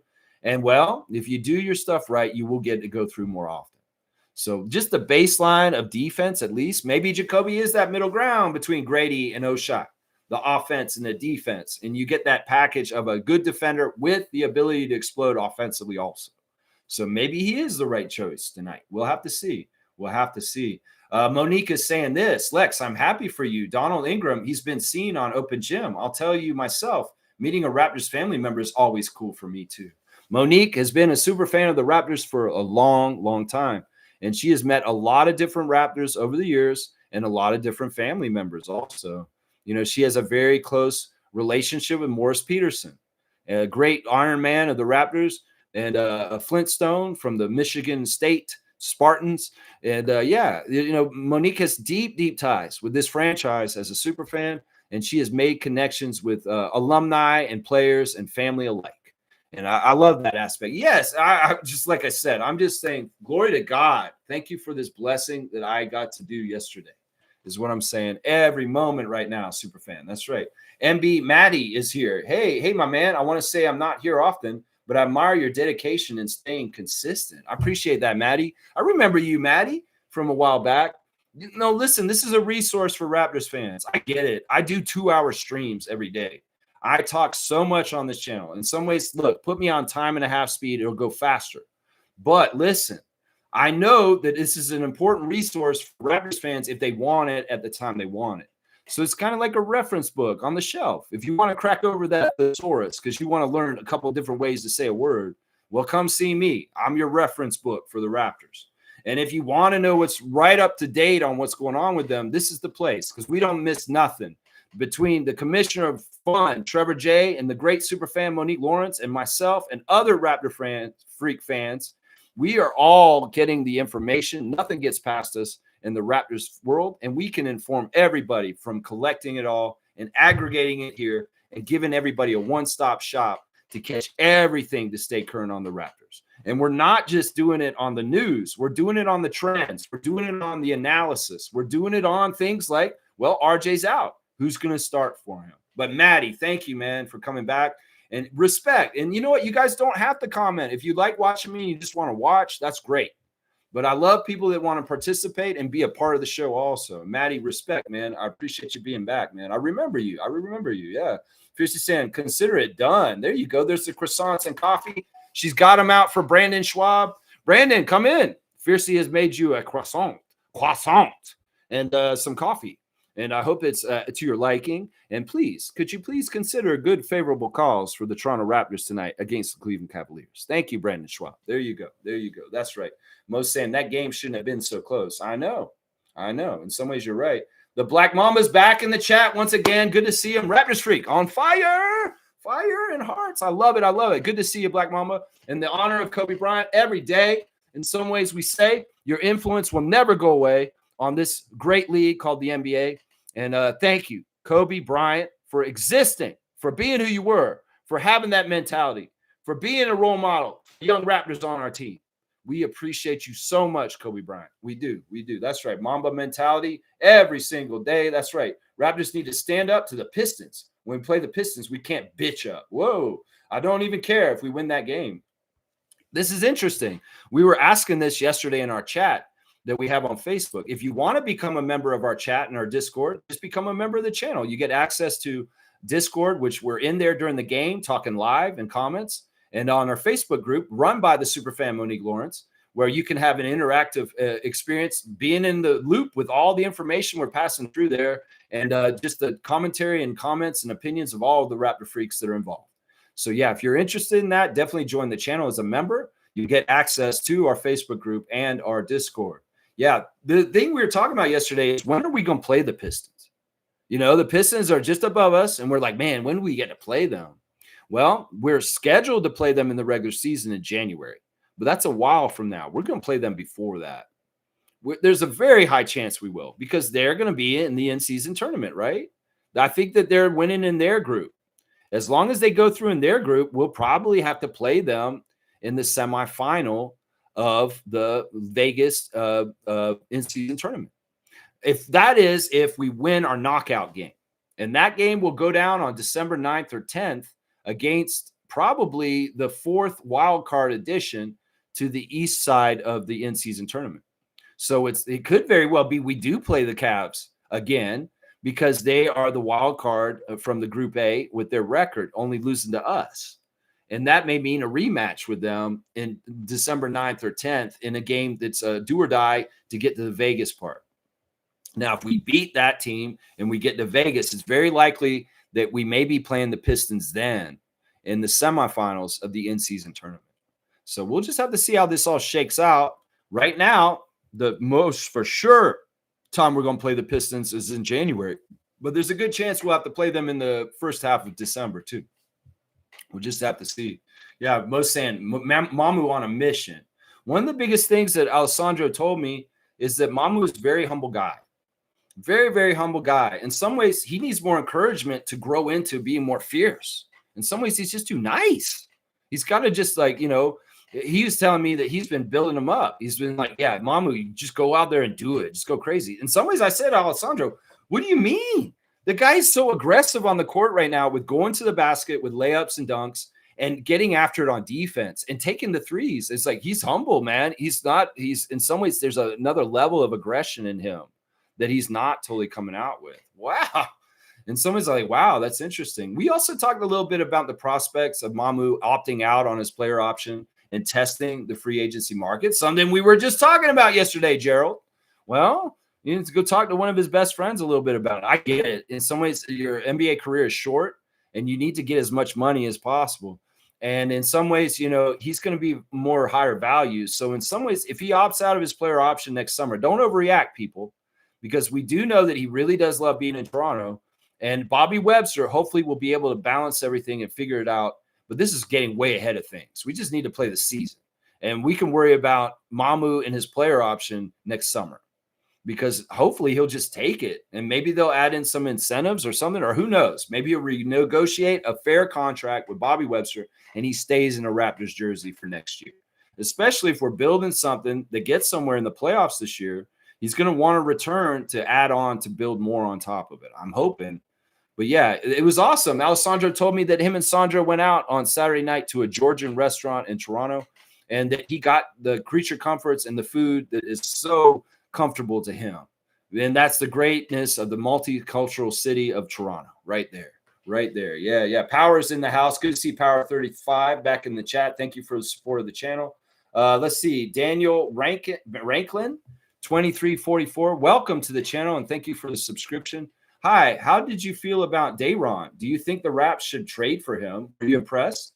Do you think Raptors need a backup center, and do you have one in mind? Yeah, I think I kind of answered this earlier.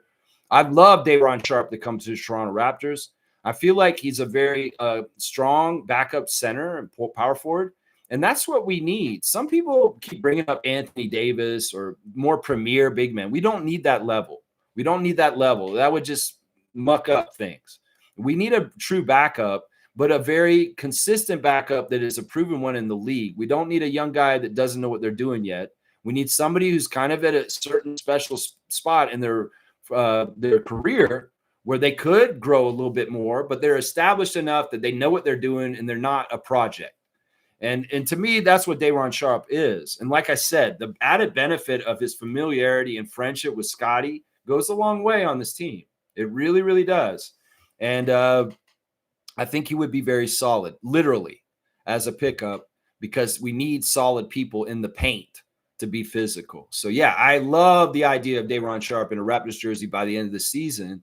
And, well, let's see if the Nets are interested in doing a little trade. We'll have to see. Most saying this, Jacoby definitely back, and it's good to see. Yeah, it's good to see the shots falling. But even when he wasn't making his shots, just like IQ said, he was very, very useful and very much like I'm watching him on the shadow box score, which is a thing I call the shadow box score, is the box score that is not the actual stats that are collected, but the hidden stuff, the intangibles, the stuff that Kurt Rambis used to do for the Showtime Lakers back in the 80s. You know, the shadow box score is very much filled in some ways by Jacoby Walter in a lot of different areas. And you don't get credit for that kind of exertion of energy and what you're doing on the court necessarily. But I see you, Jacoby, and I'm marking you down for shadow box stats in my head.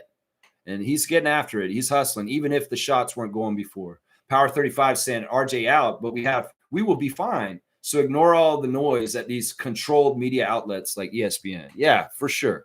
I'm totally with you on this. You know, we have a confidence, we have a depth, and we have the ability to hold down the fort while we get RJ back and healthy, and we will be fine. I completely agree with this. Reggie saying this, Clippers showing interest in DeMar DeRozan. Might get his wish to play in LA after all, just not on the Lakers. You know, either one I'll be okay with because, I mean, well, they don't play in the same arena anymore, but they are in the same city. And, I mean, I know DeMar's real dream is to play for the purple and gold. And it could very well be that in some ways LeBron's gatekept him away from being on that dream. You know, he should have picked him a long time ago instead of Russell.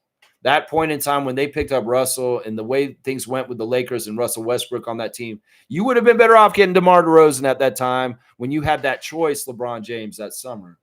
Well, alas, we can't control whether DeMar DeRozan gets his childhood dream to play for the Lakers. I want it to happen. We'll have to see. But if he gets the Clippers, is that good enough? Man, that'd be weird. I think it'd be very awkward for DeRozan to be on the same team as Kawhi. Let's just put it that way. I think that might be a little awkward. Let's just say that. Daniel's also saying this. Great to see you, Daniel. I think they should pull the trigger on a backup center or any trade sooner rather than later to get that player integrated. That's actually a good point. Get it sooner so that we can integrate them sooner. That's a great point. You know, this part of the season isn't really a trade part of the season. You don't hear about a lot of trades right now because a lot of the teams are just trying to get established from the start of the season to get on runs and kind of get their identity for the year. So really the beginning of when trades start to show up is closer to Christmas. So let's revisit this in about a month from now. And then, of course, once we flip the calendar to 2026, the speculation of trades and the trade deadline really starts heating up. So give it a time. I still feel like Bobby Webster's doing something weird with our salary cap right now, holding the open roster position, because you guys, we have an open roster spot that is empty, absolutely empty right now, a full roster spot. And in some ways, that flexibility is just sitting there and has been sitting there since the season started, because we cut too many guys in training camp and we're sitting on 17 players under contract. We have 3 two-ways and we have 14 players, and you're supposed to have 15. So we have the ability to just sign someone tomorrow as a free agent without trading anyone and just adding someone. If Bobby Webster woke up tomorrow and said, I want to get Serge back, he said, call Serge, and we could sign him out of the blue and just add him to the team without losing anybody, because we have a wide open roster spot right now. So this is something to consider in this whole thing right here. Yeah, Mo's saying this, 5 fouls on IQ. At what point did it worry you, Lex? It was funny. And like I said, we were reacting to it, like the Quickly family. And yeah, they were picking on Emmanuel with the fouls, and he did get in foul trouble. But like he said, the end of the game, he's like, he has confidence in his team and his teammates around him, that even if he's taken out of the game because of foul trouble, the guys will pick up the slack and take care of things and hold down the fort, and they will get that W still. And that's what matters right there. That's right. Yeah, there was some foul trouble with Emmanuel last night for sure. It's going to happen. Different guys are going to get foul trouble at different times. Daniel's saying this, I think we need a backup also, just so Raptors can rest Yak more. Well, it's just a better look to have insurance. In the past couple of years, when Pirtle goes out, we're in big trouble. Like, there's a lot of stuff where things get open business for the other teams down in the paint against us. And I completely agree with this. But I want to give more credit to Scott in his development as a defensive big. He's learning more and more how to seal out with size and strength. And that's the thing that he really has to get. Some of it is he's still making big man mistakes about positioning and not meeting offensive players on the other team before they get too close to make the basket. And, you know, he's getting more and more savvy about this day by day. Quickly, he's learning. So, you know, Scott's development to be more and more a better defensive 5 will help us as time goes on also. But yeah, I agree. This is a need that we need on this roster. We want depth at the 5. And, you know, getting Sandro Mamu this summer was a great first step, but we still need another guy. And I am with you, Daniel, on this. We do. We'll see it. It'll happen. I believe it. Bobby's listening. And Bobby gets this. He knows what he's doing.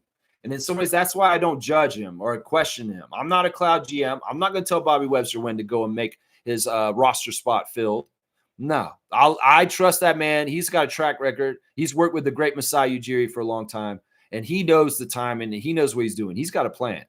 It's not like Bobby's just sitting back and just, whoa, let's just see what happens. No, he's actively working, and he's got all kinds of different plans, plan A, plan B, plan C, plan D, all the way down to Z.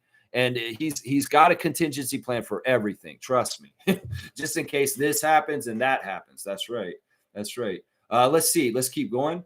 Smooth saying Sacramento front office has said they're open to trading most of their roster, saying a rebuild is necessary. Yeah. I mean, if you're going to build your team like you are to a dead end, yeah, you're going to have to rebuild after that. Like, what are you doing?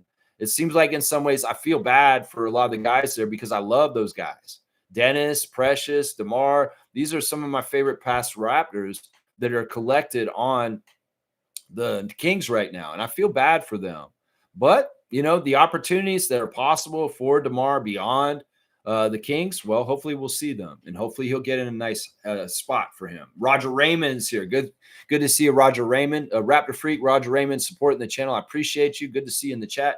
Good day, Raptor Freaks. Shows team resilience even when things aren't going perfectly. The backup stepped up as usual. Yeah, the depth, the adaptability, the beyond the years of Jamal Shed and the continued excellence and growth of young players like Walter and Dick. These are great things. And, you know, our bench is underrated by the NBA, and they're finally coming around and saying, well, the Raptors are only winning because everybody's hurt, and they aren't, and they're healthy. That just shows depth wins. Wait, but you were saying we had no depth this summer. Now you're saying we have depth? Oh, my gosh. It's like y'all are unreliable when it comes to the Raptors. You don't know what the fuck you're talking about. It's what it seems like at this point. That's right. Daniel's asking me, did I get my jersey signed? No, I didn't get my jersey signed. but that's okay. Who knows? Maybe someday, maybe I will get my jersey signed. I mean, how I got these 3 jerseys, I should go get the other 2. And I'll show you guys real quick. It's pretty cool. So I've got the Brandon Ingram jersey I'm wearing that I purchased last night. This is such a beautiful jersey.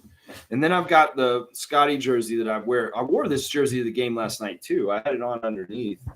But yeah, my Barnes statement jerseys is awesome. And then I got the Barrett City Edition jersey recently. So I've got all 3 of them covered at this point. And you know what? A dream of mine is to get all 3 of these jerseys signed. So we'll see. I had some luck with my old Raptors jerseys. I got Muggsy, JYD, and Alvin Williams to sign 3 jerseys for me. So I've got the classic old purple front blackbacks that are signed. But yeah, maybe at some point I'll have to get these signed somehow, some way. And we'll just have to see how. Daniel, I appreciate that question.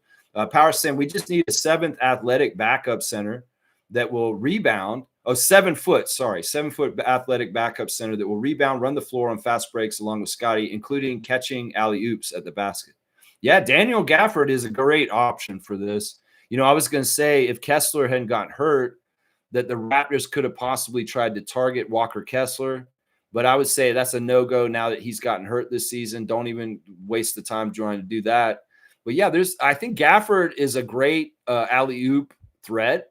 And he does kind of fit most of the bill. Maybe he's not as quick to get up and down the court, but Gafford would be a good selection too. And I feel like as a backup, and he's very veteran, and he's a very solid defensive player. So I like Daniel Gafford too. I really do. Most saying congratulations to BI on the milestone. It's a big deal. It's a big deal. And I'd hate to think that there was a dark time last year where he worried whether he would get this point because he didn't know whether his career would be resumed. So all the glory to God, to Brandon Ingram, his ankle healing, and the Ingram family, and just the best and the greatest things coming forward to them. Seriously. Because, Brandon, get that all-star form back, get more of the shine and the respect and the reputation that he had before once again. And people will remember who Brandon Ingram is once again and just how powerful he is. That's what's happening right now. He's getting us on NBA.com way more often now because he is like that. Let's just put it that way. That's right. Let's see. Fiercely saying, how fun is it to hear you relate your experience yesterday, Lex? Kudos to you. Blessings. Oh, I know. You guys, we've been on a journey. Been doing this show for over 4 years now. And you guys, a lot of y'all have been here with me most of those years. And, this has always been an evolving project, this Raptor Freak channel. It started out as just me doing analysis by myself, and then the chat woke up, and all of a sudden it became an interactive 2-way street. And it's just evolved between us having get-togethers, between doing all kinds of fun things, just all the different times we've had. The Twitch days with Scotty in 2022. There's such great chapters, and this is an interesting new chapter that happened yesterday. In my experience sitting in the family section. Very, very interesting. I'm glad I could share it with you guys. And, we're all for one for all, win for all, just like the Raptors, the RFF, the Raptor Freak family. That's right. If you are a passionate, positive Raptor fan like us, you're already a Raptor Freak. That's all you have to be. You can't be one of these negative science lab microscope people that want to be a critic all the time. No, you have to support your team because you know your role, and your role is a fan. And fans are supposed to be fans and support the team and talk them up and hope for the best for them. Not be cynical and talking them down. And you're a fan of theirs and you talk like this? No, we ain't doing that. We ain't doing that. That's right. Not here. That's right. Power saying Mr. Ingram is awesome. We met him at one of the open gyms in Kinston, North Carolina. Very great person. Yeah, he's just a really nice guy. And it was great to talk to him for a second. He was actually sitting at courtside, not with me. And he came over at halftime and said hi to me. And he didn't have to do that. And I appreciate that. I appreciate him giving the time and the effort to come over and shake my hand and take the picture with me. Yeah, it's awesome, man. And like I said, I mean, it's just amazing. I'm so grateful right now. It's just so amazing. Bryce is here. That's right. W. Lex and the Raptor Freaks. Bryce Lawson, one of our stateside Raptor Freaks, holding it down, the great state of Kentucky, where Emmanuel quickly played his college ball at the University of Kentucky Wildcats. Always great to see Bryce, and I hope him and his young fiance are just having a fantastic time right now this fall. Blessings to Bryce Lawson. How about that in his life? That's right. Nins is saying 43 viewers in here. Let's see a like spike. There you go. My admin Nins, producer behind the scenes, Mr. Nins, another American Raptor freak, holding it down in the city of brotherly love in the state of Pennsylvania. We are worldwide here. Raptor freaks all over the globe. And yeah, we got two of our American Raptor freaks here, right here, Nins and Bryce. Good to see you guys. Yeah, this is great. And Nins, thank you for adding Brandon into the chat. That's the guy who's taking care of the little faces in the chat right now. If you become a member, you get access to the emoticons with Brandon's face and my face there that Nins has put in his comment there. Power saying this. Brandon Ingram being double teamed in the fourth down the stretch helped IQ get open for threes. Yes. Yes. And this is the great thing is like, look, if you're unselfish and your coach has certain philosophies and he has accountability, and he's saying, look, you got to do this. You can't be selfish. Don't hold it in the corner and try and go up against three guys. Brandon knows the right call. And in some ways, he's a very, very underrated passer. And, this part of his game getting to show this, it's like, well, the water goes where it flows. And, well, the dam was put up in front of him to not let him do his personal play with the double team or triple team that's coming at him. Well, he's going to flow that water where the water will go. And that's to Emmanuel outside for three. And that's just the beautiful game. That's the way it's supposed to be played. Too much isolation game in the 2010s has made people forget that basketball is a team sport. And you need your teammates to do it. That's right. That's right. Fiercely saying this. IQ answered very well at the post-game presser how fans need to establish that not only bad shooting matters, but the rest as well. That was a jerk question to say Jacoby was struggling. I know, Josh Lundberg. I like you, man. In some ways, you're my favorite out of a lot of the reporters. I love that you love Survivor, and we talk about Survivor on Blue Skies. Josh Lindbergh and I do talk about Survivor on Blue Skies. And, Josh, come on, man.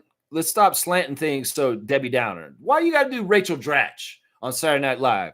Well, this is a great dinner party, everybody, but it would have been better with cranberry sauce. Meow. You guys remember that old Saturday Night Live skit with Rachel Dratch playing Debbie Downer? She'd show up to like dinner parties, and she was just the worst. She was the worst. That's what I feel like these reporters for the Raptors in the media are sometimes. They're just such Debbie Downers. Like, why don't you talk about some of the excellent things? Or why don't you talk about, what were you thinking in this moment when this happened? And like, oh, well, I had to do this because this was this. So, it's like they got to ask about slumps and shooting bad and all this kind of stuff. Okay. Meow. It's so funny. All right, let's keep going. Blackhawks here. Good to see Neil holding it down the west side of Toronto. That's my guy, Neil, man. One of my best friends and good supporters of this channel. I love you, Neil. Raptors are dangerous when they get 6 or more players in double digits. We still got work to do on the rebounding. Yeah. I see this particular Raptors paying attention to detail on rebounding in different ways, whether it's Brandon going up there and grabbing 2 hands and pulling it down for us, getting involved in there and going after them. I need to see Scotty way more aggressive at going after rebounds and muscling in and going to get them. Of course, we see Grady and Jacoby crashing the boards and running in there to try and grab boards all the time.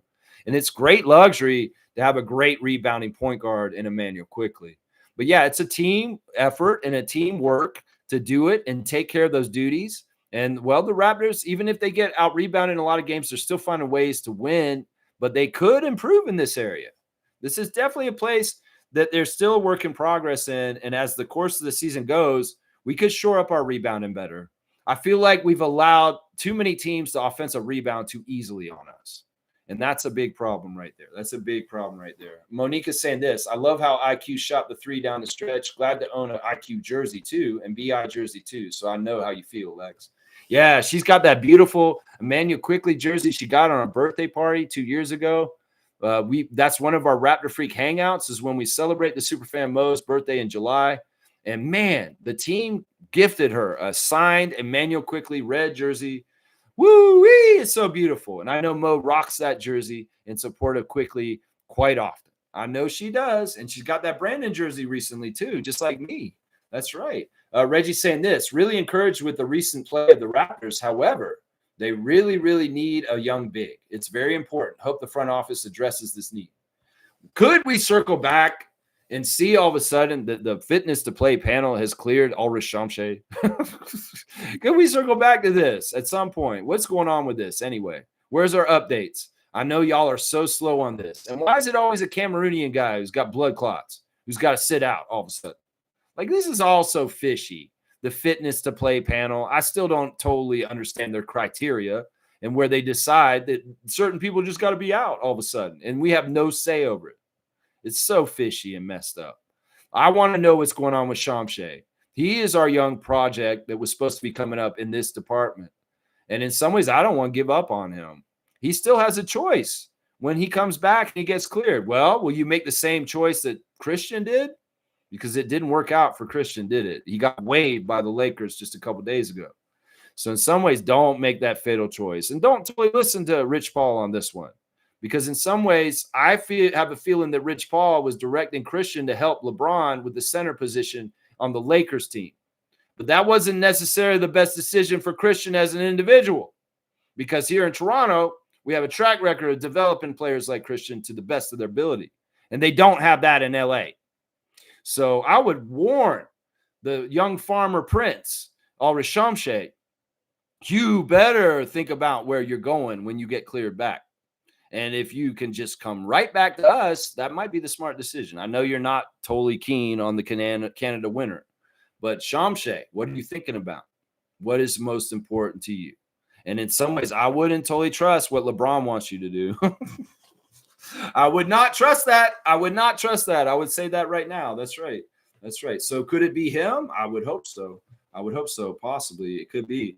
Neil's saying, if you have Shed on the starters tonight, then Chucky better suit up to help the bench. That may be true. That may be true. Like if you do a quick Shed starting lineup and Shed is the starter in the place of RJ, you activate Chucky Hepburn and you let him play the backup point guard minutes. I have no problem with that, Neil. That sounds like good logic. If they do make that decision, if they do, they may activate Chucky for the game tonight just to be available as a two-way tonight. In any way, we'll have to see. We'll have to see. Maybe it was AJ and Elijah last night, but tonight Chucky gets to put on the warm-ups and actually be available possibly. We'll have to see. Smooth saying this, not just a 7'6" foul guy, but a legit big that can play. To me, I don't care if he has offense. The thing I care about is that he's a solid rebounder and he's a solid defender. He doesn't even have to totally block shots. He could just be a nice wedge or a wall to just kind of keep people out, make them think twice. If they come into the lane, well, Charles Oakley said you need to be on your butt on the floor. And, well, I want that kind of player. I want that kind of player. Now, the other way we could get this is Julian Reese. Julian Reese is on the 905 right now, the younger brother of Angel Reese, and he is a load. He is a true 4, and he is a load. And in some ways, as quick as Julian gets better and learning and getting through his rookie mistakes, he could be useful for the Raptors on the main team by the end of the year. I'm just saying that. So he's another person we need to keep in mind that could possibly emerge at some point this season on a 10-day contract, and all of a sudden we find real value in playing him, and he sticks. Seriously, I'm reading him like this as my scouting mind and the way I watch basketball for 40 years. Julian Reese is a keeper, and he is somebody that we need to keep around, develop, Bobby. And if somebody tries and gets him from our G League team to call up to their NBA team, well, you might want to go ahead and get him converted to a two-way immediately just to stop them from snagging him like Brendan Carlson happened at one time. I'm just saying, because Reese has got a lot of promise, and if he's a full-fledged Raptor at some point, that would be a good thing. I'm telling you right now, he's a good kid too. Very, very humble and very, very teachable. He's just very raw and green with his skills, and he's got to learn. And he'll get there. He's going to get there. I believe in him. I really do. He's one of the best prospects on the 905 right now. I'm telling you right now. Yeah, let's see. Daniel's saying this. They may want to showcase Oshai, plus he's more experienced. Yeah, that's another reason to play Abaji is, he has a high probability that he might get traded this year. Unless the Raptors really do want to invest in him in an extension beyond this year, it is very likely that he is one of the guys that could be moved, and that is very smart to showcase him to bring his value up and show how valuable he is. Yeah, Daniel, good points, man. Great to see you in this chat, man. You've been a great addition today. G saying this, I like the idea of quick ahead starting. You like quick shed starting? You like the quick shed? I like the quick shed too. I'm saying, look, that's one of the things I'll say. Take him to the quick shed. It just sounds like something bad, right? Like in a bad B horror movie. Take him to the quick shed. What happens in the quick shed? Oh my God, what's happening? Take him to the quick shed. Oh, what's happening? And then Chucky's at the door, and it's like, Chucky. Oh, that's crazy, man. All right, let's keep going. Let's see. Good games also saying, but yes, shed stabilizes, energizes the bench. Good problem to have. Well, we like that floor general out there and keeping it going. And ESPN saying that our lineups are best when like Grady and Shed and Sandro are out there. It's interesting. I mean, I kind of felt that too at times. I think part of it is like the starters versus the starters at the beginning of the game is always kind of a butting heads, like two Rams kind of thing. It's like boom.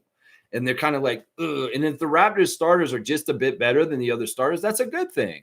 But it's where the bench start coming in and button heads as a Ram. That's when we're pushing them off. And that's why the differentials look better and why Zach Cram can quote these kind of stats on his ESPN article this morning is because in some ways the starters in the NBA are good and our starters playing the other starters well. In some ways it can be an even match with us just slightly over them. That's good. That means we're beating them. But they don't have to be a huge wide margin, Zach Cram.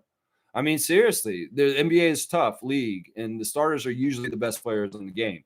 Now, if there's a difference in bench talent, well, you'll see those stats be separated a little bit more. That's part of it right there. They don't want to put that in the fine print of the ESPN article right there. That's right. That's right.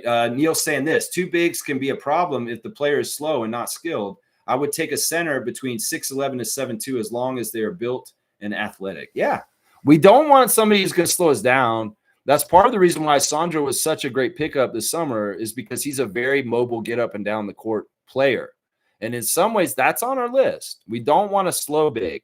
We need somebody who run with the team because we are up tempo and we're looking to move that ball up the court fast. And we don't want any slow. Even Jakob, for his size and strength, is a very mobile big that gets up and down the court. Like Jakob ain't trying to walk up and down the court. He runs.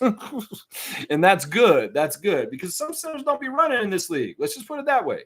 They're walking up the league, the court, you know. Nako's saying quick, BI, Colin, and Scotty and Yak. So you want to start the rookie tonight. Man, we're going through all the different looks and fits and certain things. I mean, that's not a bad option either. I don't think Darko can go wrong with at least 5 or 6 different choices to put in instead of Barrett tonight. I don't think he can go wrong in some ways. Bryce is saying this, once we get back up big and move Mamu to the 4, it'll be over for the league. An athletic, paint-protected big, that will absolutely put us in title contention. I think we may be in already, but, you know, if we improve our team by playing more of the games and just improving by playing, we improve the team by movement, free agency, or a trade. Yeah. I mean, we're going to improve. We're at this point right now. And as long as anything crazy, disastrous happens, knock on wood, never happen, we should be getting better and better as the year goes on. That's usually what's supposed to happen with NBA teams. They start at a certain place at the beginning of the year, and they get better as they go, like a snowball coming down the hill like an avalanche. Well, we're snowballing, and we got a big snowball already at the top of the hill. So how big is this snowball going to be getting when it hits the bottom of the hill at the end of the year? This may be a very good team by then. I'm telling you right now, we're not wasting our time, and we're not trying to backtrack. That's what I'm saying right there. That's right. Seymour saying this at Wayne. You're a real one. Salute the sergeant. That's right. Sergeant Wayne Strainer. Love to see Wayne back in the chat. Always good to see our sergeant in arms. Keep it holding it down, holding those cloud GMs and those science lab people out and saying, no. Sergeant is here. And he's saying, no, we ain't doing this today. You get your cloud GM and your trade machine, ESPN, and go on somewhere else because we ain't trying to trade our players out of here. Bobby Webster's in charge of that department, and we have no power in that. And I always hate when Raptors Nation's talking about trade this, trade that, trade this. Stop doing that. We got the team we got, and we love our team. And it's disrespectful to put current Raptors names and trade machines over and over again, casual fans. And once again, I'll call you Raptors Nation. I will not call you Raptors fans. How about that? How about that? That's right. Wayne saying this. Morning, Raptor Freaks. game day 2. Let's do it again. That's right. I was saying that after the game last night. I was, oh, this was so much fun. Why don't we come back and do it again tomorrow? People around me were looking at me like I was crazy. As a winning coach, I have no suggestions for our coach. Happy you had a fantastic time of the game. The true testament to your consistent work product. I appreciate that, Wayne.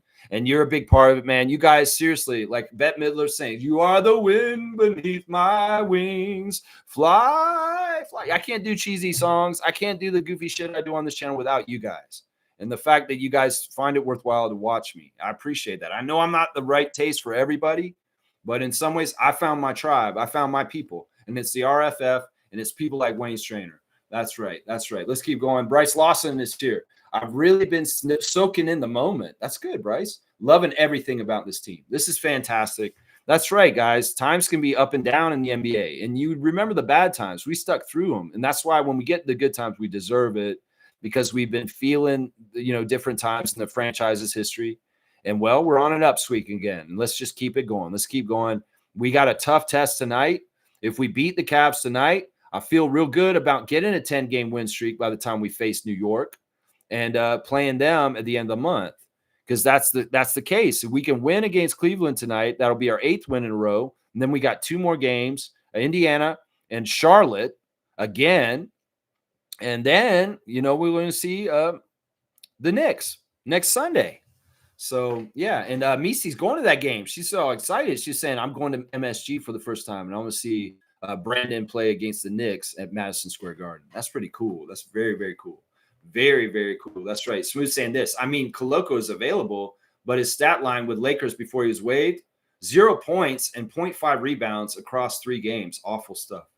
Yeah, we've asked this already. Do we revisit Koloko since he's available and bring him back into the fold here? And I say no. No, I feel like in some ways, look, he was already behind on his development, on his timeline because of the fitness to play panel. And now he's wasted a couple years in LA. And it seems like they didn't do nothing to develop him or get him going in the right direction. That's why this was a bad decision, Christian. And, as soon as you told the Arizona Republic back at your alma mater, Arizona, that I'm looking forward to playing for my new team, I was like, man, he's not coming back to Toronto. He's an idiot. Because you needed to come back and continue work here with us because we wouldn't have dropped the ball with you. So many other teams drop the ball development-wise with young players in the NBA every day, every year. And the Raptors are not one of those teams. So anybody who gets drafted to the Toronto Raptors, anybody who gets traded to the Toronto Raptors, anybody who gets signed to the Toronto Raptors, know when you come here, you're going to improve as a player. It's just a proven track record.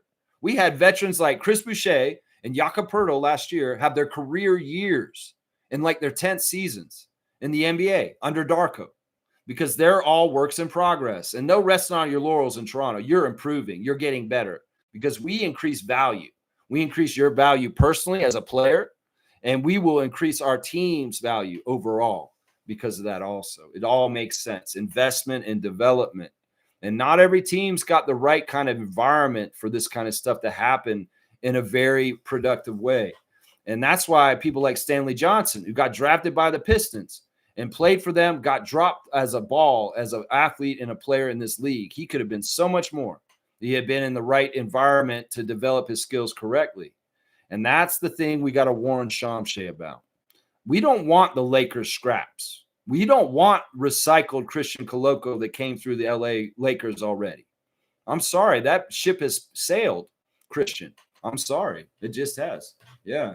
Yeah, let's keep going. Seymour's laughing. Game over. Kaz is here. Good morning, everyone. I'm happy you got to hang with Brandon's dad. So cool, man. Yeah, it's fantastic. I made some new friends last night, and really, really awesome to meet Alessandro and get to hang out with him. He's just such a nice guy. You can tell that Sandro's just good quality person because he has good quality people around him. That's what I'm saying right there. Yeah, Trucker Kaz is getting a salute from Seymour. Our guy Kaz is the trucker. He's on the road again. It is Monday. Smooth saying this. Think about that. Out of 20-plus games, he only got into 3 games in garbage time. You're talking about Christian? Wow. I mean, I don't think they utilized him correctly. Once again, I think that what was happening in L.A. around when he went there was the Lakers desperately need a big, and they're just throwing mud at the wall, trying anything. And, Christian Wood, different people they had passed through there in the last couple of years have just not worked out. And they think DeAndre Ayton's going to work out.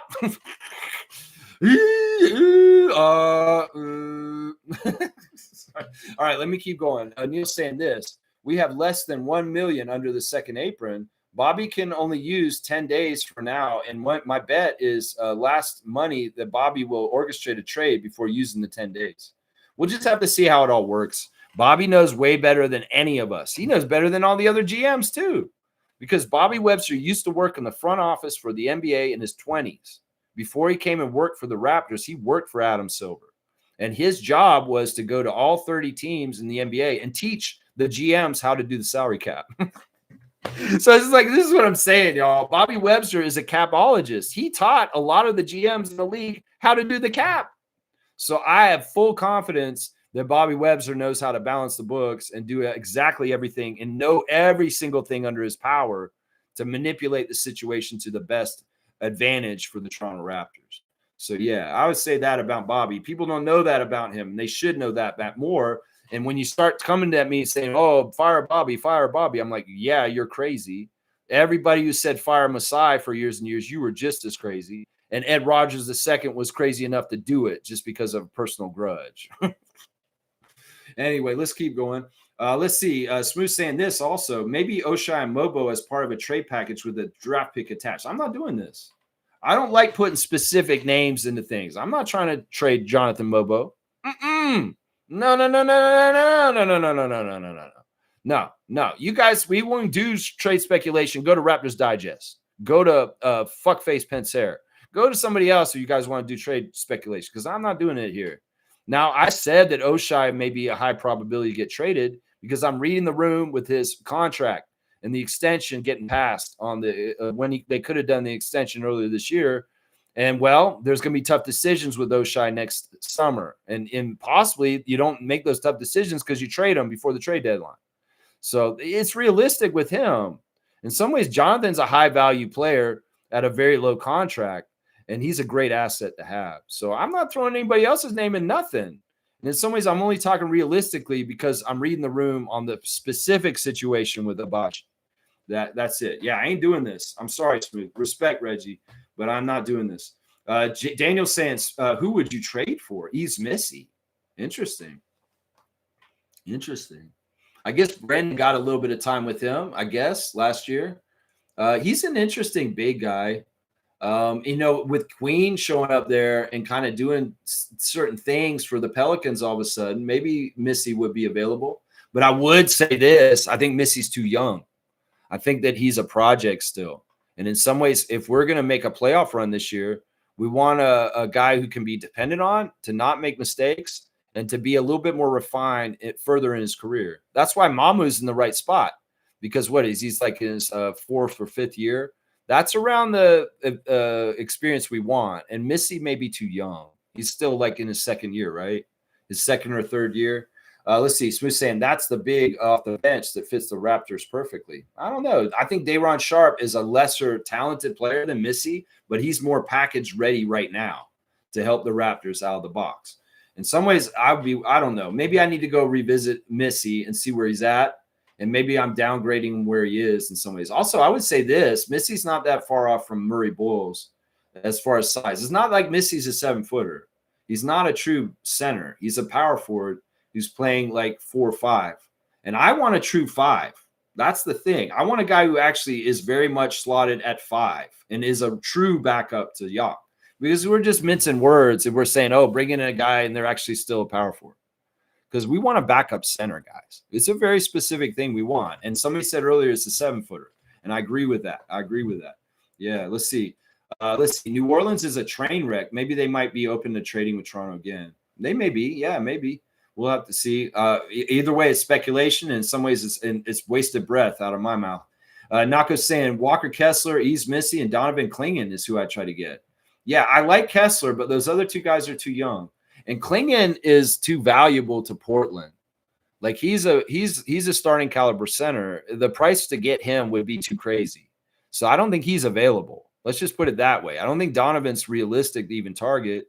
Missy maybe because of the state of the Pelicans, but since Chauncey's out and this year, I guess the Trailblazers are actually a real team this year. They're actually having some success right now. So I don't think Klingon's going anywhere. Daniel's saying this, Kessler's out for the season. Yeah, in some ways that sucks. We were talking about Walker before that as a possibility. But after that, I'm like, we don't want to do this. I mean, Brandon was worth the wait, but I don't know if Kessler would be. And in some ways, it's like we're thinking about a schedule for this year in some ways too.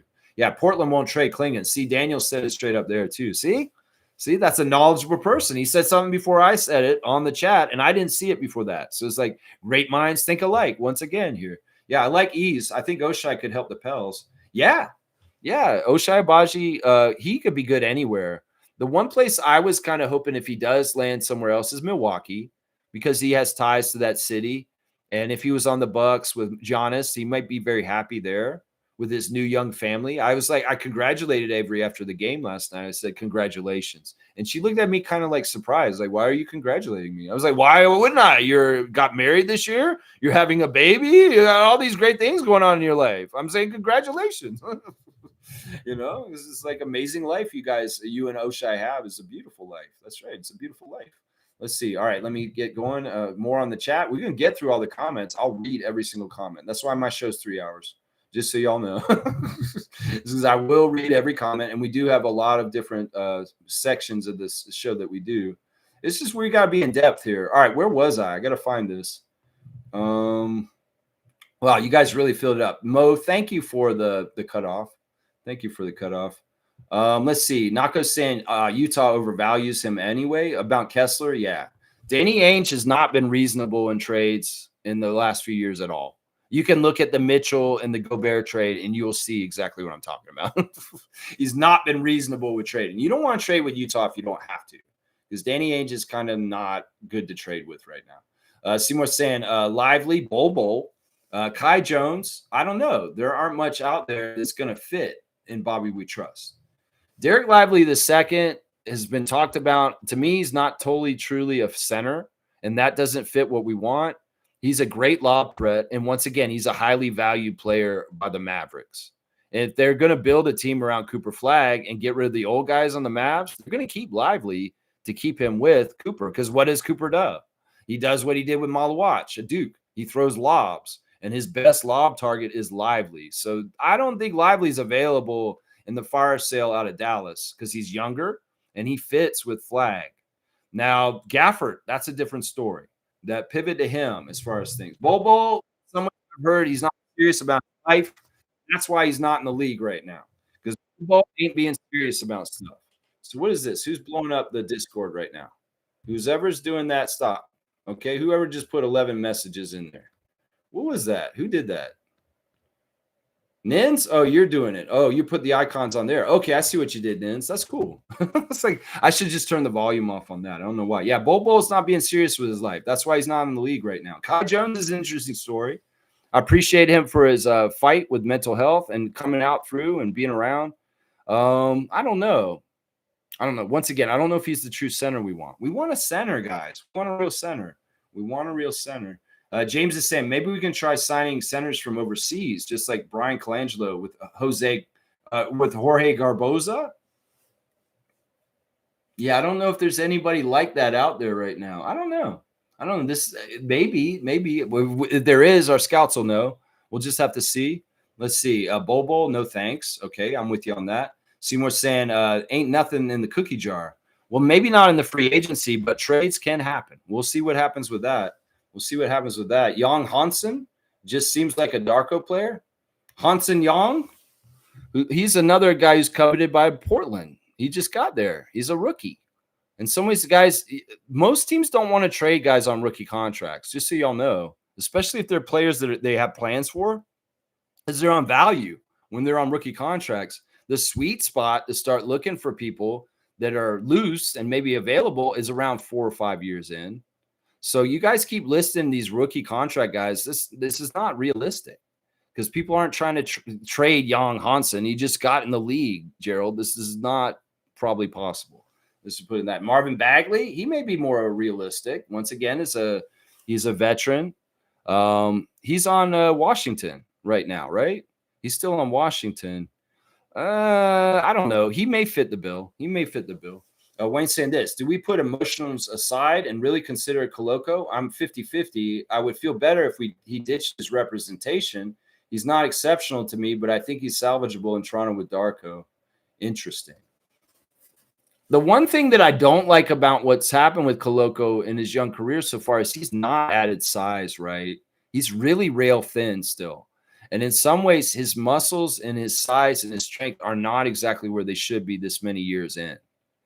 And in some ways, that's part of the problem. He gets pushed around, and he's not a true defensive center. He's a help defensive center. Like, he's not going to hold guys out with his body and like seal the lane, right? So he's useful as a help defender, running from the other side and blocking it from the weak side. But straight up defending in the lane, he doesn't check the marks for what we need on our checklist and what we need right now. Let's just put it that way. Does that make sense? Because Koloko's got the same thing as Chris and Wembanyama. He's a skinny guy, and they can be pushed around to an extent by the really big guys. And that's it right there. Yeah, Bobby has a tough job. He does, but he enjoys it and he relishes it. And in some ways, he's in his zone, man. I'm telling you right now, in some ways, Masai not being there, it sucks in a lot of ways, but also in some ways, Bobby likes the new challenges. And, in some ways, he's getting more of the shine in the spotlight with Ujiri gone, even as unfair as Ujiri's dismissal was. Masai forever. We love you, Masai. We know you're a big reason why we are doing this right now. We know it. We know it. That's right. That's right. Slug Deezy's here, the king of the classic card. Good to see Slug Deezy. Blackhawk saying this. Hell, I'm happy that BI3 is on the Raptors. Happy to see Glorilla too. Better substitute celebrity than Drake. Yeah, I agree with that. No disrespect to Drake, but Glow ain't drunk in the crowd, so I'm in her camp. Yeah, she's enjoying these games. I mean, she's been pretty active attendance and coming to all the Raptor games and supporting her man, BI. And yeah, you got to love that, man. Like I said, when he had that little ankle twist a couple of games ago, she didn't seem very concerned about that. Like we all were, I'm sure. But I trade her for Drake right now. Drake was not at the game last night, sitting in his seats. The seats were empty. And yeah, in some ways, Drake, you still got to stop coming at DeMar like you are. Seriously, you got to understand, Raptors fans love DeMar DeRozan. He's a GOAT. He's one of the greatest Raptors ever. That's why his bobblehead is right there behind me. That's why his book is signed behind me. It's like DeMar forever. And in some ways, Drake, the people who care more about basketball than music, well, they like DeMar more than you. Let's just put it that way. There's some people that like you more than DeMar, but those are music fans, and they're Drake fans. In some ways, I get that too. That's fine. That's fine. Kaloy's here. Good morning to Kaloy.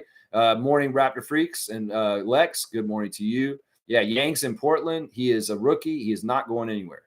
Trevor's saying, I watched Cleveland versus Clippers last night, and Cleveland went hard to win this game. I think we got this one tonight. You think that they played really hard last night and they may be a little tired? I mean, we had a little bit more of a exertion in our game against the Nets than we thought we would. We'll just have to see. I think the big factor will be the creature comforts of home and not having to go on the road. Just getting out of the traffic in downtown Toronto is enough in some ways. But our guys should be fresh, a home and home back-to-back. And, well, Cleveland had to jump the border. Who knows when they came through customs late last night, 2 a.m., 3 a.m.? When did they get to their hotel in downtown Toronto last night? Maybe they are a little more tired than the Raptors are because they had to jump the border and go through customs. That's right. We'll have to see. We'll see it on the court tonight, how it's going to be. That's right. Let's go Raptors. That's right. It's going to be a great night tonight. I love that. I love that. Yeah, I'm with you. Mo's giving my cutoff. W stream, W vibes, go Raptors for life. We're about 2.5 hours. I'll go all the way to 3, especially since it's a double day of a preview and a reaction today. W stream, W vibes, go Raptors for life. Keep at it always, Lex. Always Raptor Freak crew. Strong forever. Let's keep helping me limit the comments, Mo. I appreciate you for that. Let's keep climbing. That's right. 1,500 streams and counting. 4 years straight, every single morning, 9:30 a.m. And yes, I appreciate everybody for joining me night in, night out. Of course, tomorrow we'll be back 9:30 in the morning to react to the Cleveland game tonight and go over the box score and do all the stuff we do. That's right. Good Games here saying, yes, Steph Curry has a popcorn ranking system based on freshness, saltiness, butter, crunchiness, and presentation. I saw 2 of his lists, and we were 3rd, and the other 6, so top 6. Hey, Steph should know the popcorn at the Air Canada Center from when his dad played on our team 25 years ago, and young Curry and the other Curry, Seth, were running around as little ankle biters, bombing threes on an NBA court at the age of like 12. I was there. I was working the arena when I saw young Steph and Seth out there bombing threes, the Curry brothers, and I didn't know who they were. I just saw kids out there because I was staff. I was in the arena before it was open to the fans, and they would often have players and their families down the court messing around. And, well, they were down there, the Curry brothers. And when I saw Steph Curry shooting, I was like, man, that kid's going to be in the NBA one day. And I was right. That's where I know I got good scouting skills, because I pegged Steph Curry right away when he was like 12 in middle school. And he was bombing these threes at the Air Canada Center when his dad played with Muggsy and Vince. Woo-wee! Those were the days. I was like, that kid's going to be good. Little did I know he'd be an MVP and a champion overtimes many, many times. That's right. It's popcorn. We're 3rd or 6th. Okay. I'll take it. Randolph's here. Good to see Randolph Phillips, another great Raptor freak who's going to come in with his words of wisdom right here. Game day blessings, beloved Raptor freaks family. May you and your family, loved ones, and friends experience only God's best today. Love always, Lex. Keep up the good work. I appreciate that, RJ. I appreciate you so much. And you are a spiritual leader for me. And I appreciate you and your direction and your guidance. And blessings to the Phillips family and all the Raptor Freak families everywhere, and all the Raptors players' families, the people I was meeting last night. There's so much blessings and love for everybody. That's right. Fiercely saying this, Lex, you missed a funny interaction between Alvin and Matt yesterday as you were physically at the game. Alvin was rambling on, grabbing popcorn with his sweaty hands that touched the ball. Maybe the ball was a little more slippery because he got it buttered up with that hot butter popcorn. Yeah, that's fun. Terrence, man, you're goofy, but that's fun. I like fun in the games and being playful. Just like Emmanuel coming up to a fan right after the game ends and dapping that young fan at courtside. That interaction is fun. It's part of what the NBA used to market. The NBA is fantastic. And it was all about being in interactions with the fans and the oohs and ahs and the dunks and the bloopers. Do we even do an NBA blooper show anymore? It used to be, it was a thing on ESPN, the 3 or something in the 90s. They'd have like a NBA blooper show for half an hour, and they'd show all the goofy stuff, like Terrence Mann grabbing somebody's popcorn from courtside. Well, they have Shaqtin' a Fool, I guess. That's the one right there. That's right. I love that. I love that fiercely. And I watched some of the highlights and heard some of their call from the highlights. But, yeah, I did miss that. Stargate saying this. Good to see Stargate, the man who beat the machine. Alvin has grown so much as a broadcaster. I remember when he first started. He has grown by leaps and bounds. Alvin Williams is a very, very intelligent man, and he is a work in progress, just like our players.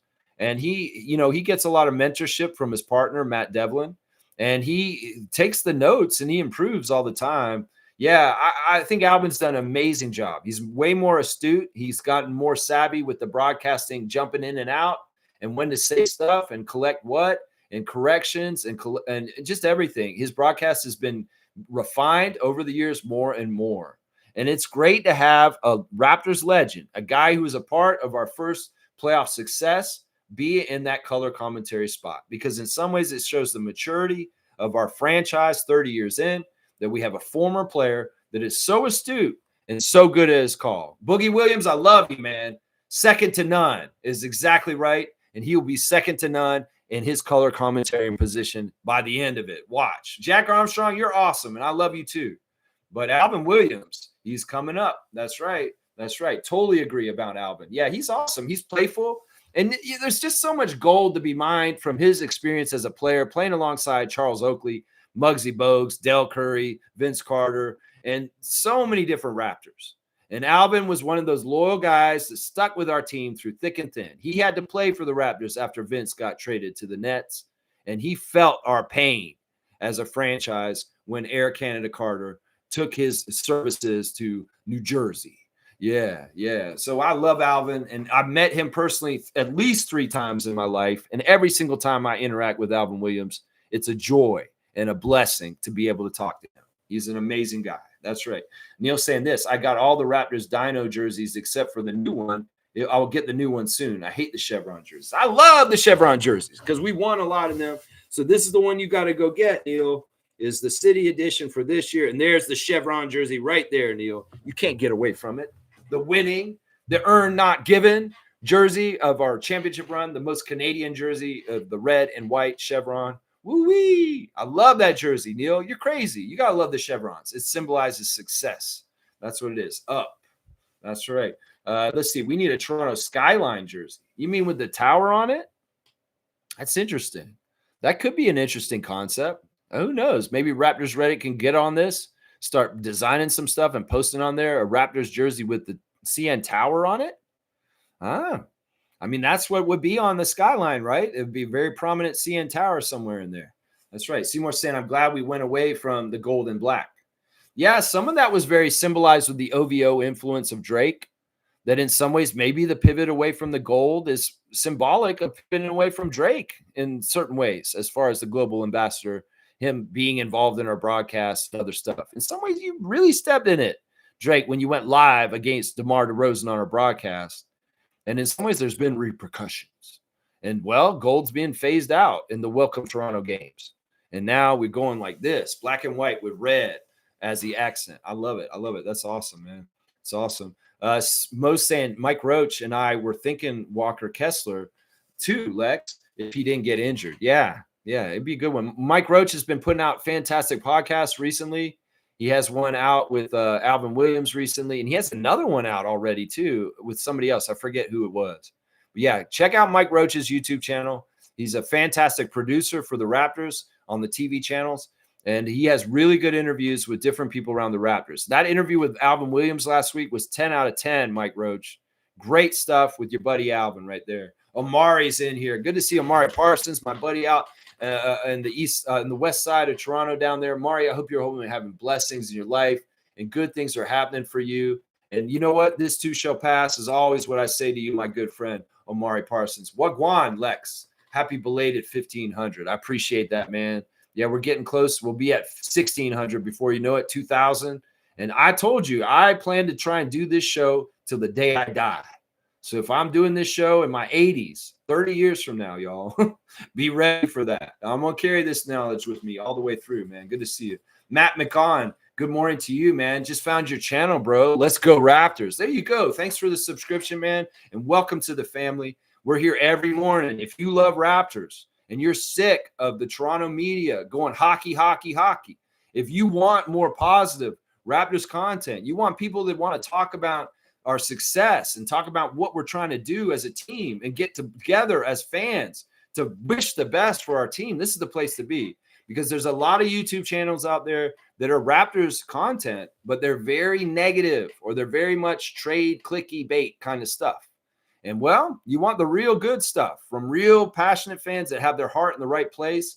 Everything I try to do on this channel is to help the Raptors get to the second one of those right there, that Larry O'Brien championship behind me. So, Matt, if I've described you to a T as a Raptors fan, welcome home to the family, my guy. And thank you for subscription, my guy. Yeah, Trevor's saying this. Raptors ride 7-game winning streak for the first time since February 2022. Yeah, this is fantastic. Let's keep going. Tonight, we got to get 8. Let's try. It'd be great to have 8. So let's beat the Cavs tonight and keep this streak going. I'd love to have a 10-game win streak when we face the Knicks in Madison Square Garden next weekend. It's very, very doable. It's just we got to take care of the Cavs for the 3rd time this year. That's right. Let's keep going. Neil saying this. I actually like how IQ has increased his rebound and keep it up. This is not really new. Even when Emmanuel was on the Knicks, he rebounded like this there before. He's had this in his player profile build his whole entire career. So, yeah, he's been very, very good. I love the conversations going on around Knicks Nation right now. They keep wanting to revisit who won the OG trade. And I get that. They should. In some ways, we should too. Once again, I'll say this. You put Malachi Flynn in the trade and you got him on the other way, you lost the trade immediately right there. I'm sorry. You took Malachi Flynn off of us, and we got some value for him. Not only that, also, I'll remind Knicks fans, you guys got a really good starter and a great defensive player. We got 2 starters in that deal. So, and in some ways, look, RJ's better than ever on our team, and Emmanuel is showing the promise as a starter to grow to another level. So that's just how it is. And Knicks fans, you can characterize it however you want. I love OG too. And I think OG is fantastic on your team. I think that we can say that both teams won that trade. I think we can. But you damn for sure can't say that you beat us in that trade. It's either even or we won. That's what I'm saying right there. Let's see. Neil's also saying if you don't get the ball enough, rebound. Yeah. I mean, he's getting the ball. He's a part of it. Stargate saying, nah, I'm out on Koloko. He made his bed. Now he has to lay in it. Ulrich, on the other hand, I would consider. Well, Ulrich hasn't done anything to decide yet.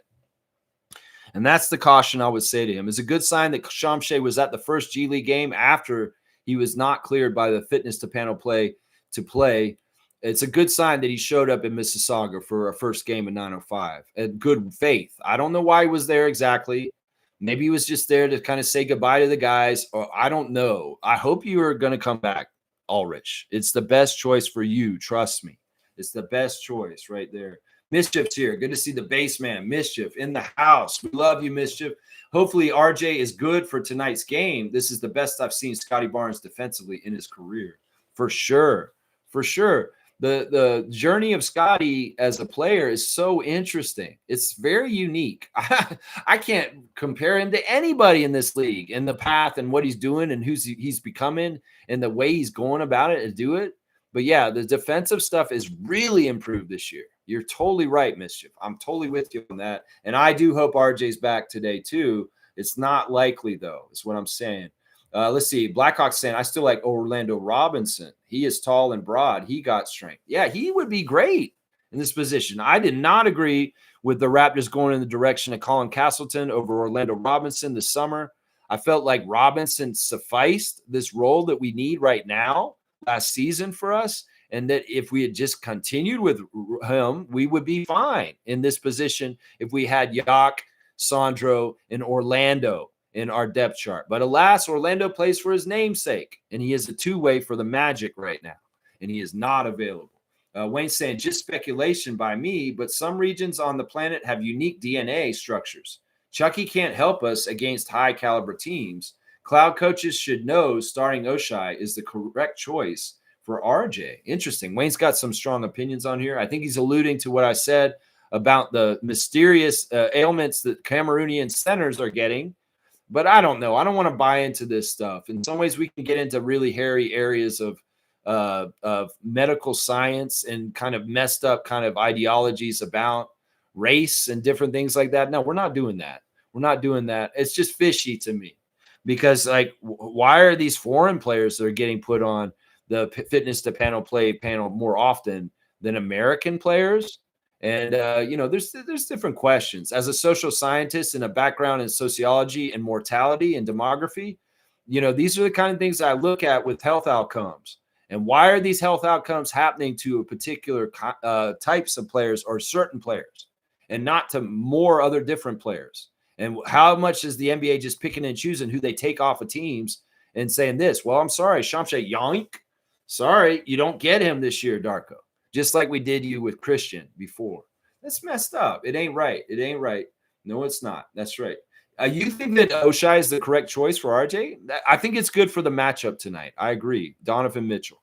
That's right. Chriscom's here. Good to great Chriscom, one of our predictors, our guys that is really good at predicting stuff. He's saying, I was saying earlier before the season, we have the best young nucleus of all time in Raptors franchise history. And I know 905 won a chip already. Yeah, I brought this up the other day. When 905 is healthy and their ecosystem's real good, which they're having their franchise best start to the season ever, 6-0 to start the season already, it really bodes well for future success for the Raptors. We think about we won the G League championship with Fred VanVleet, Pascal Siakam, and Norman Powell in 2017, and then 2 years later we won the regular championship. Well, we want 905 to be a wave of success with Andrew Jones coming up. And it waves into our team. And it was part of the success of the 2019 championship was that younger talent coming up, these guys who became all-stars themselves later in Siakam and VanVleet. Well, we want to see success on the G League because it portends to a future success for the Raptors is what we like to say right there. That's right. Blackhawks saying, Lex, put a Chucky doll on your wall. You want me to get a Chucky doll? All right, I might. I don't know. I could maybe do that. I don't know.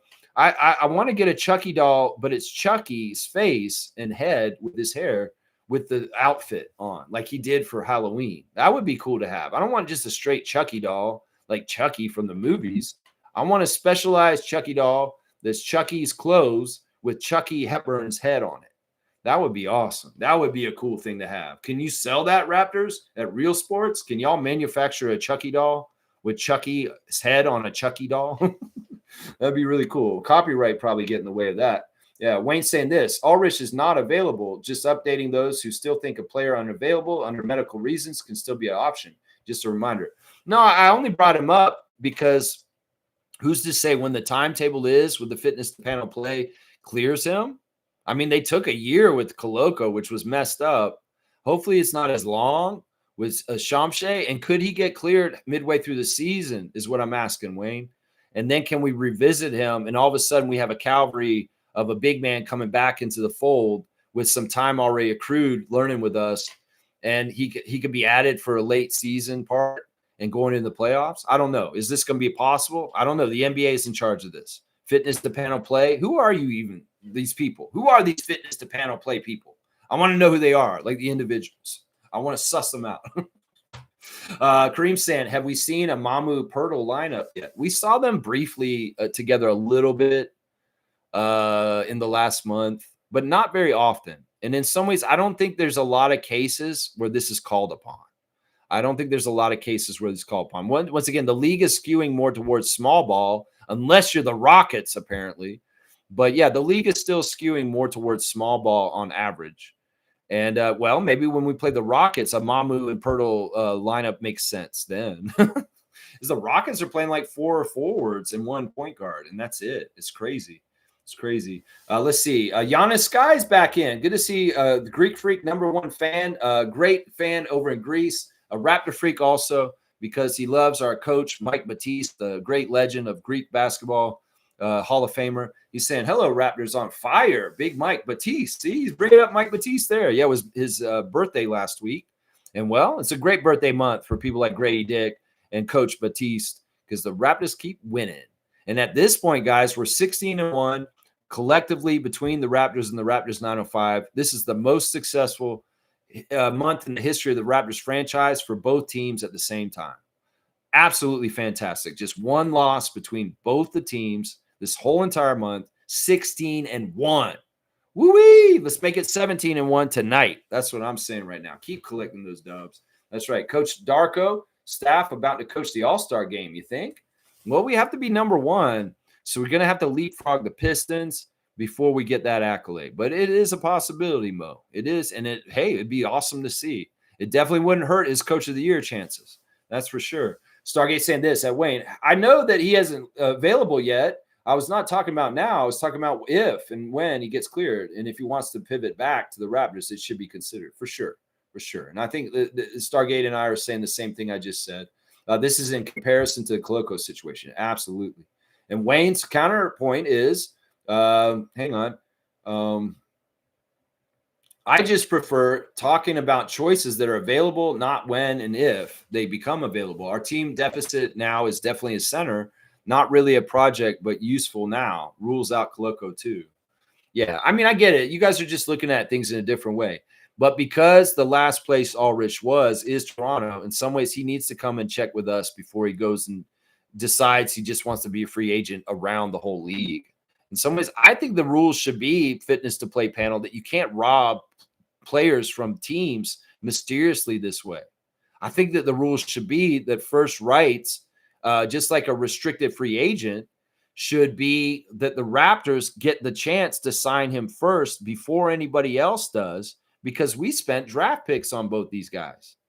And in some ways, not getting the chance to reclaim Koloko properly in a really weird free agent status is kind of wrong in a way, considering, we invested time and energy in developing them and they just got taken away mysteriously for really weird reasons. I don't know. It just seems like that would be fair if the Raptors get dibs. I mean, seriously, that's what I would say there. That's right. Kareem saying this, we can fix Koloko, but then he fucked us. Use. collecting our merchandise. We may see him in a gym with Raptor shorts on, wanting to come back. Cream's always trying to be funny in some ways. I don't know. Either way, I wish Christian the best of luck as an individual. But to me, I feel like your ship has sailed with us. That's what I say. I wish you the best of luck with your health and just your life, Christian Coloco. I don't wish anything bad for you, but I'm not looking to try and get you back here at this point, at least me personally. It's 3AG. Yes, sir. Go Raptors. This is Alessandro. Yes, guys. I told you, and I know I take a long time to get through the comments, but thank you, Alessandro, for being here. I'm biased, but Mamu is such a great piece. No, you're not biased. We can agree with you. I mean, I don't really feel like that's a biased take, even though you're one of his best friends. I feel like this is just true. I think that he's getting league-wide acclaim, and that even the experts that hate us are even having to admit that Sandro Mamukelashvili is one of the best additions to any team this offseason. And the word that they're saying is value. And once again, we talked about this. We know the price will be different next summer, but who knows? Maybe Sandro's like, Bobby, I just really like being here. And in some ways, I don't want to screw that up. And if you have the salary cap a certain way and I can fit in it, I just want to be a part of winning. And I want to continue to explore and get better as a player. And I really appreciate Darko allowing me to be me. We'll just have to see what his values are. In some ways, if Sandro wants to get the biggest money and pay, it may be somewhere else in the summer. But if he wants to continue to be a part of the nucleus in Toronto that we're building towards winning, well, the decision's on him in some ways. And I wouldn't fault him for whatever he decides, because NBA careers are short. And if you got to get that money while you can, but I hope it can all fit out and it can work out in the right way at the right levels so that we pay him fairly and he stays a Raptor. That's what I want. Alessandro, thank you for gracing our channel this morning and being a part of it today, man. Yeah, it's so awesome. And it was so awesome to watch the game with you. It's a real delight to just enjoy the time. And I want to see your footage. I got to see some of the pictures you took last night. Please post them on the Instagram. And guys, I'm going to post his Instagram and the other places, and maybe even here. Maybe I should go do that right now. Let me just go to Instagram, and I'm going to give you guys the link to his Instagram so you guys can all follow him too. And you can see the behind the scenes stuff that Alessandro's doing with his page, guys. So here, I'm going to get the link right here. And well, hopefully you get a little bump right here with your account. I don't know how powerful I am social media wise, but maybe I'll give you a little bump here. So there's the Instagram link. Go ahead and give a follow to Alessandro, because you get an insight to Sandro's life. And you also get to see the artistry and the great talent that my new Italian friend has with his lens. That's right. Let's go. Stargate saying this. Wayne, you obviously misunderstood my comment, so I will leave it there. Yeah, no reason to go at each other. It's all good. We're winning. We ain't got no reason to do this. And you guys, I love you guys. And I know that we always work out any kind of misunderstandings and stuff like that. So we're good. I've already stated numerous times that Gafford is who I think would be the immediate available to the Raptors target. And that fits all of what Wayne's saying. So that fits all that. So, yeah, I think Gafford is a good spot that we can all meet in the middle on, for sure. My brother is here. Thank you, Carl, once again for an amazing day yesterday and just everything. Thank you to Crystal, and thank you to Mr. Ingram and just everybody. What's up, freaks? Good to see you, Carl. That's my brother there in Atlanta. Stargate saying, I digress. Okay, we're good. We're good. G saying, we love Mamu Alessandro. So happy we have him. Yeah, he's been fantastic, and he fits like a glove with his team. I mean, the camaraderie on this team, Alessandro was telling me that he's really enjoying his teammates and that he's just really loving the culture with the Raptors. And I loved seeing him in the open gym moment where he did the toast to the team in that one little part there. It's so cool.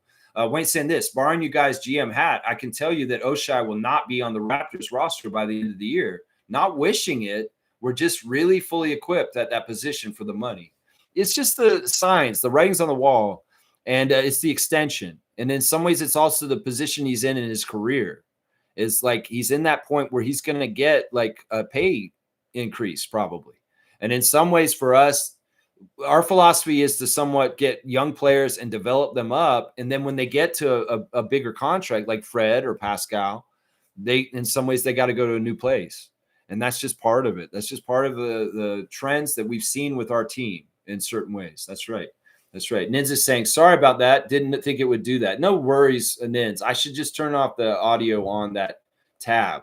and I can do that. I don't know why I had it on like that. In some ways, that's not your fault at all. That's my fault. Wayne's saying big ups and hi to Alessandro. Hope you're real and not a bot. He's real. Trust me. I met him.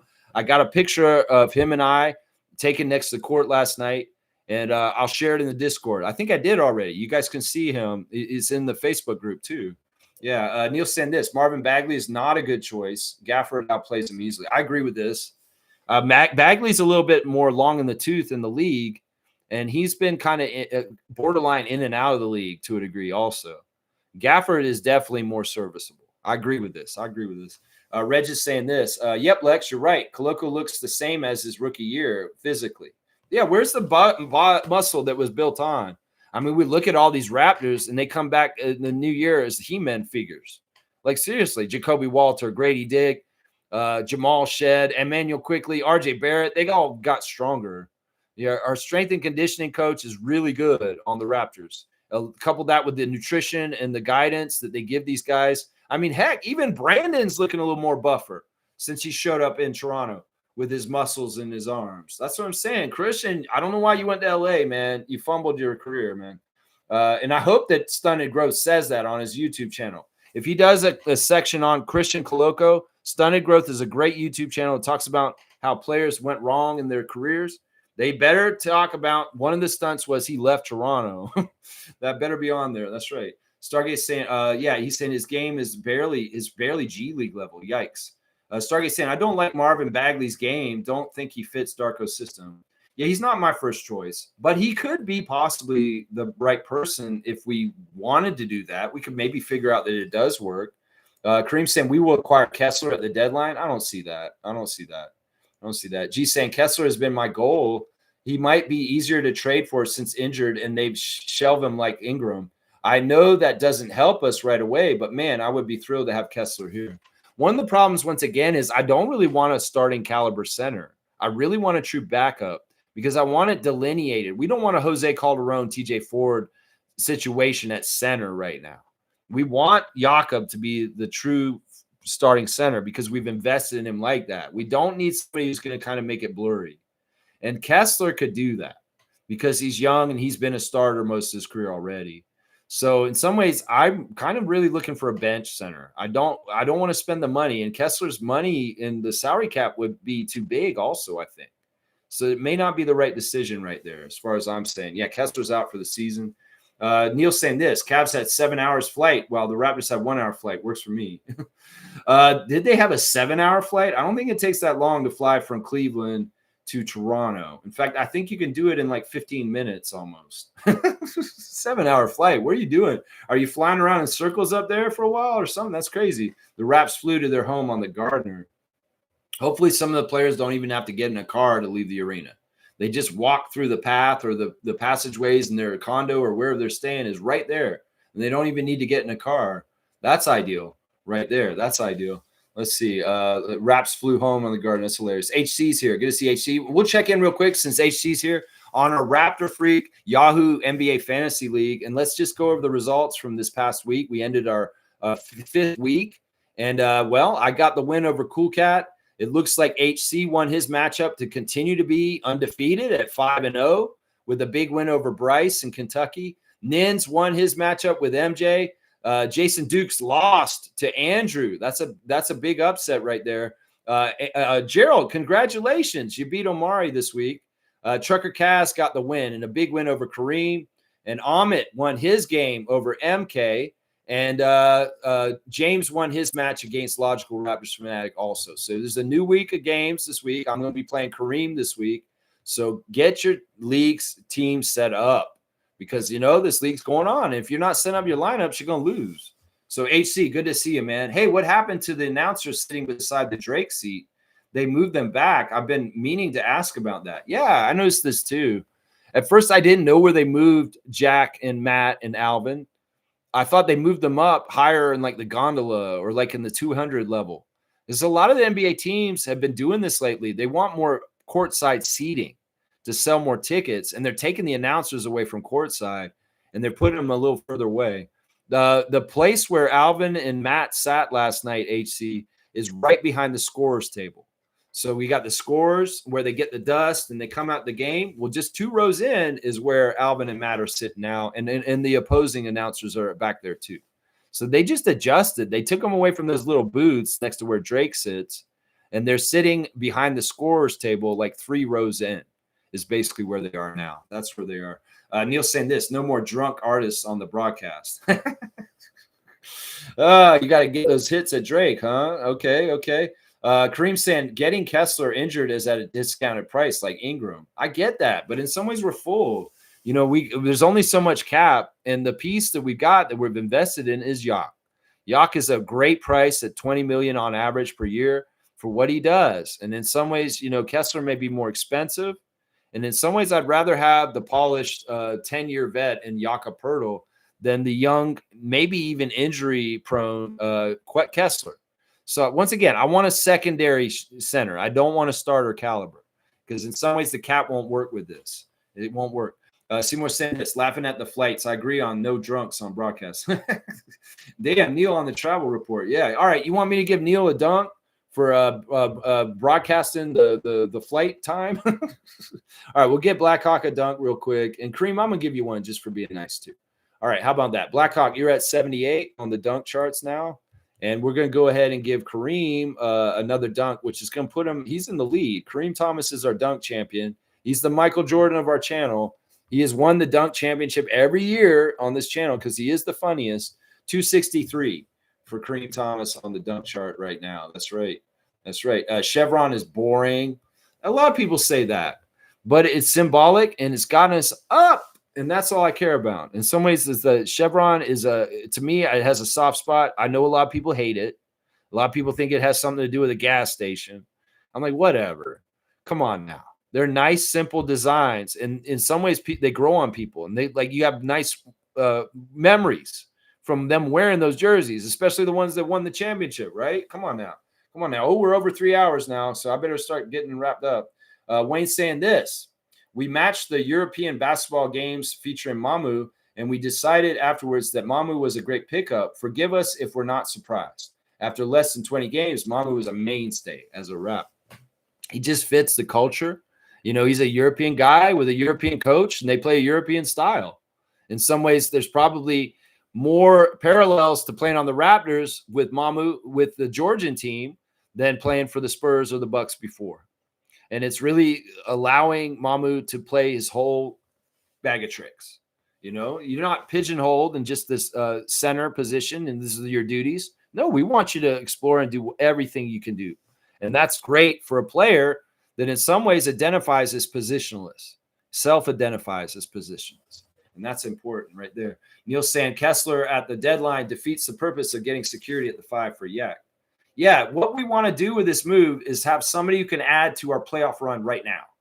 And in some ways, look, we could put Brandon on layaway with his injury and reap the results now, but we don't want to do this again. No, we're going to have a playoff run this year, and there's no guarantee next year will be as wide open in the East.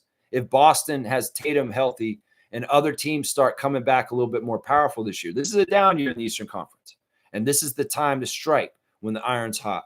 And in some ways, we don't want somebody on layaway at this point. We want somebody who's going to contribute and come in and help us win more games and solidify our lineup with depth for the playoffs.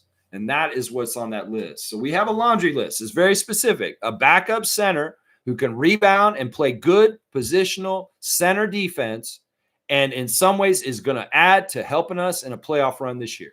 That's the list right there. Blackhawk is adamant that we won the OG trade. Yeah, I'll agree with that. Ninja saying, laughing my ass off. I always see Knicks fans talking about who won that trade on IG and X. Yeah, they have to. It's almost like they're obsessed with it. Who won the trade with the OG trade? Who won the trade? They're obsessed with it. We're not as obsessed about it. In some ways, we're just watching our guys play and we're successful. But yeah, they're obsessed with it. They just have to have this competitive spirit. It was like, we have to feel like we won this. Well, what if you didn't, New York? What if you didn't win the OG trade? What if we win a championship next before y'all get a championship and we win our second championship and y'all ain't won since the 70s? Woo-wee! Who won that trade then? Because 2 of our starters came from your team. That's right. Let's go. Neil saying this. You can have rights to Shamshay if the vacant spot is used. Luckily, we didn't use the spot. This is weird. Maybe you're right. Maybe on the down low, if Bobby keeps the spot open, he's still, I don't know. This is weird. I don't know the rules on this. I wish Logical Raptors Fanatic was around more recently because he's such a rules guy. He knows the salary cap. He read the salary cap. And he may know the rules on this. I'm going to message Mike and see if he can do some research on the fitness to play panel and how it works. Maybe he'll get to the bottom of this. If anybody does, it will be him. Trust me. Mike will figure out what they're doing with that. Alessandro is saying, I appreciate you so much. Thanks for the great time at the game and your kind words. No problem, man. I'm very happy to make your friendship. And like I said, I'll keep doing stuff. Like I'll send a message to Jeff Landicho about you, man. See what I can do and see if we can help you, man, with your photography career. Seriously, man. Because Mo, can you do something to help Alessandro? Because Monique's got better connections than I do with the Raptors organization. She's bona fide with them. And she has paths to probably help put a word in for you. I know she knows all the open gym people.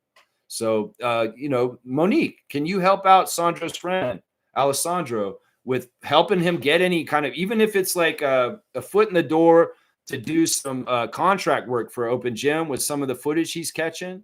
Who knows? It could open a door for him in his career, and that would be fantastic. I'm all about helping Alessandro right now. And Mo, can you help him? That's what I'm asking. That's right. Sandro's saying, Stargate is saying, we love Mamu. What a signing. Yeah, we really do. Some people are already saying the Lakers are so trying hard to get back Ingram.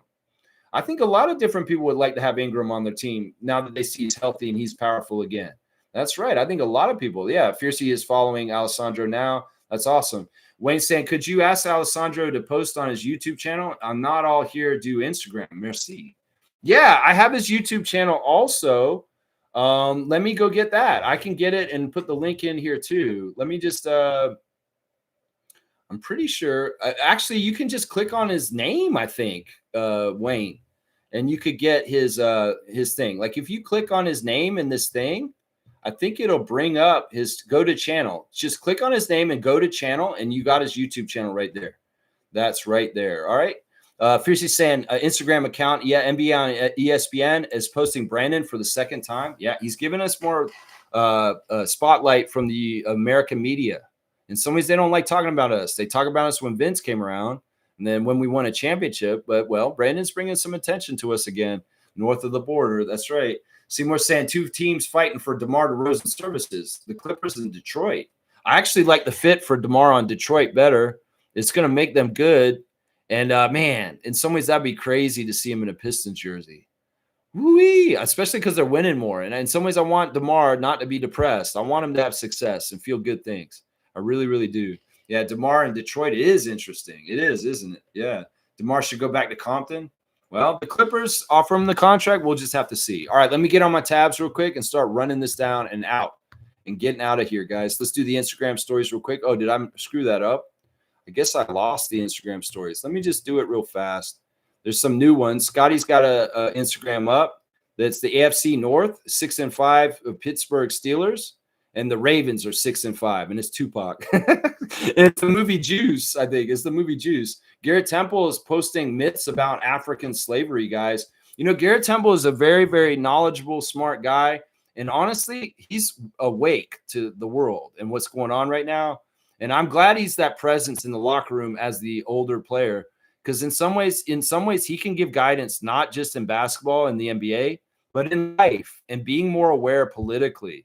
And I really like to see Garrett Temple talking about myths about Africa and things that happen. Like people always try to say, racists always try to say that Africans sold their own people. And that's why white people having slaves is okay, because African people are doing the same thing to everybody. And he's got a thing debunking this right here, Garrett Temple. That's a great vet. And I'm telling you, man, he goes beyond the basketball world with them and leadership. I'm telling you, GT, we love you, man. And, man, I hope you're on the coaching staff after you're done.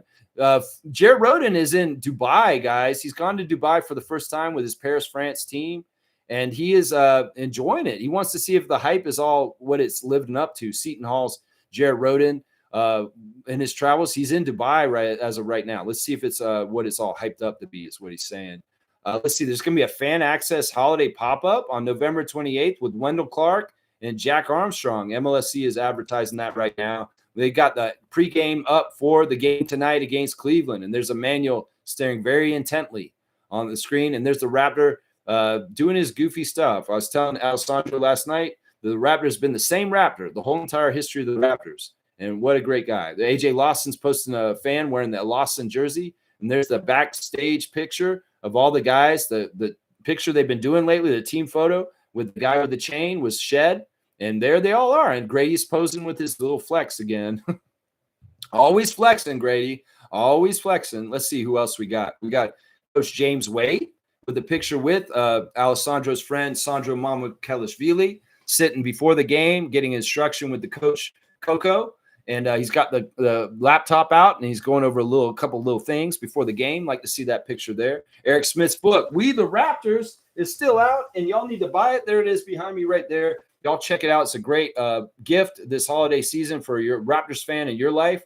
Oh, we got on Mamu's Instagram here now. We're seeing he's celebrating Brandon Ingram's 10,000 point achievement last night as a teammate. There's Mamu with his fit coming into the game.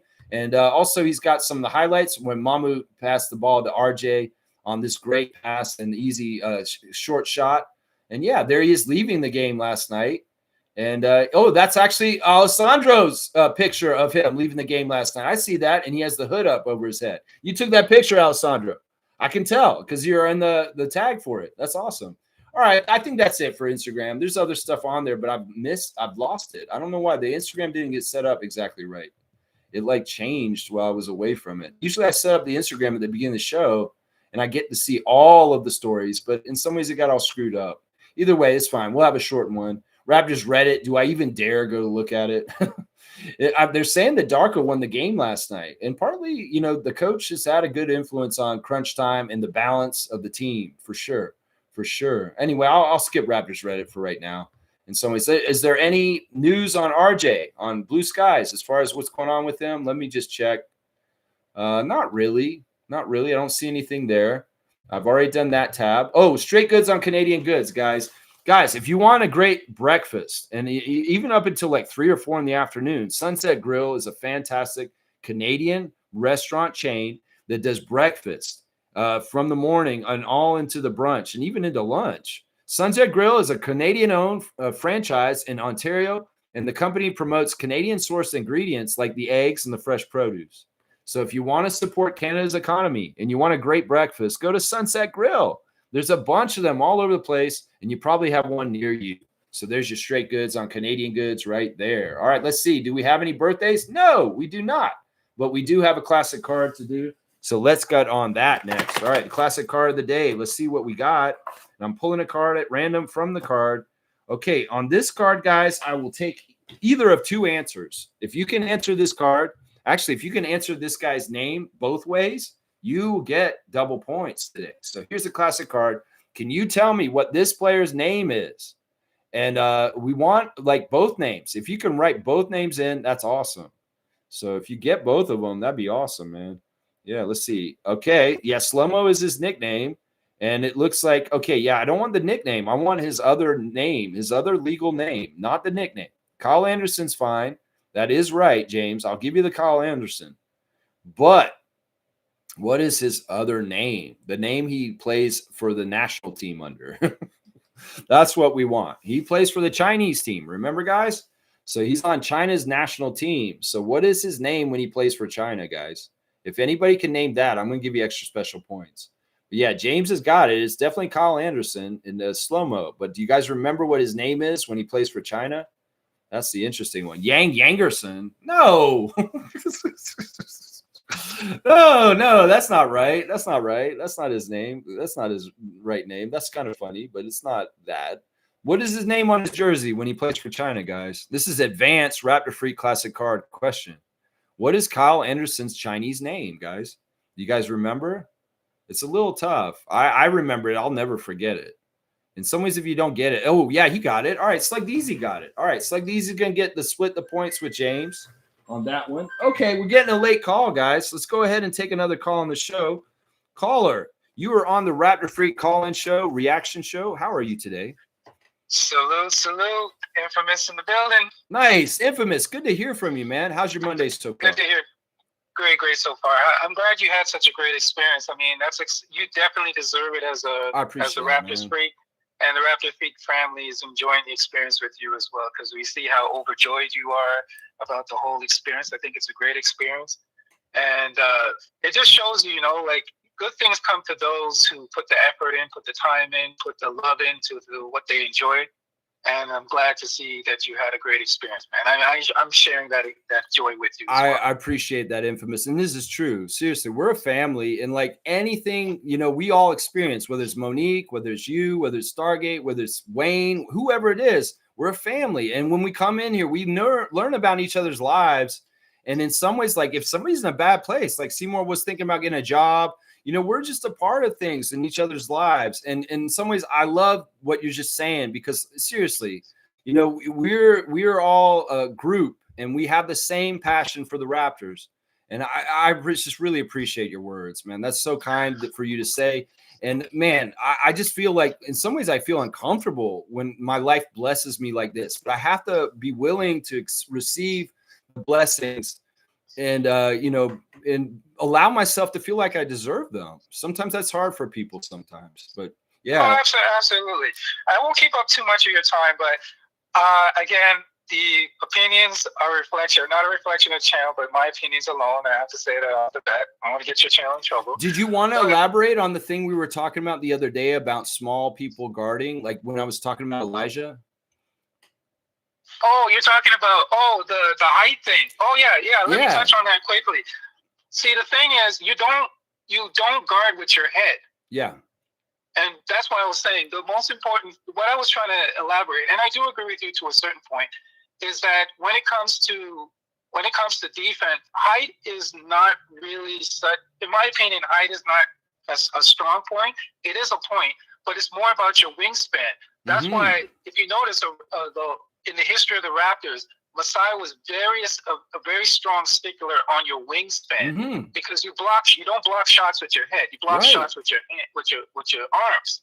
So even with guys who, like, for example, a guy that we had on our team recently. Why don't we just say Walter? Because he's 6'4", but his wingspan is bigger than his height, and he's a perfect example of what you're saying.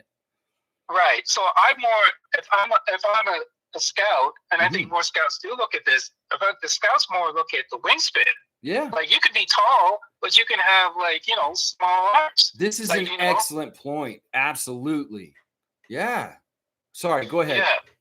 Yeah, so that's why I was saying, like, I'm not going to call everybody casual, but the people that are not astute to know in depth about basketball, they will say, he's a tall guy. He's 7 foot. That's why we should get him. But no, he could be 7 foot, but his wingspan is short, or he could be around 6'10" or 6'9", but have a 7'3" wingspan. This is another guy. Another guy that we could say this about is our rookie this year, Colin Murray-Boyles. He may be a shorter power forward, but it seems like his wingspan is bigger than his height.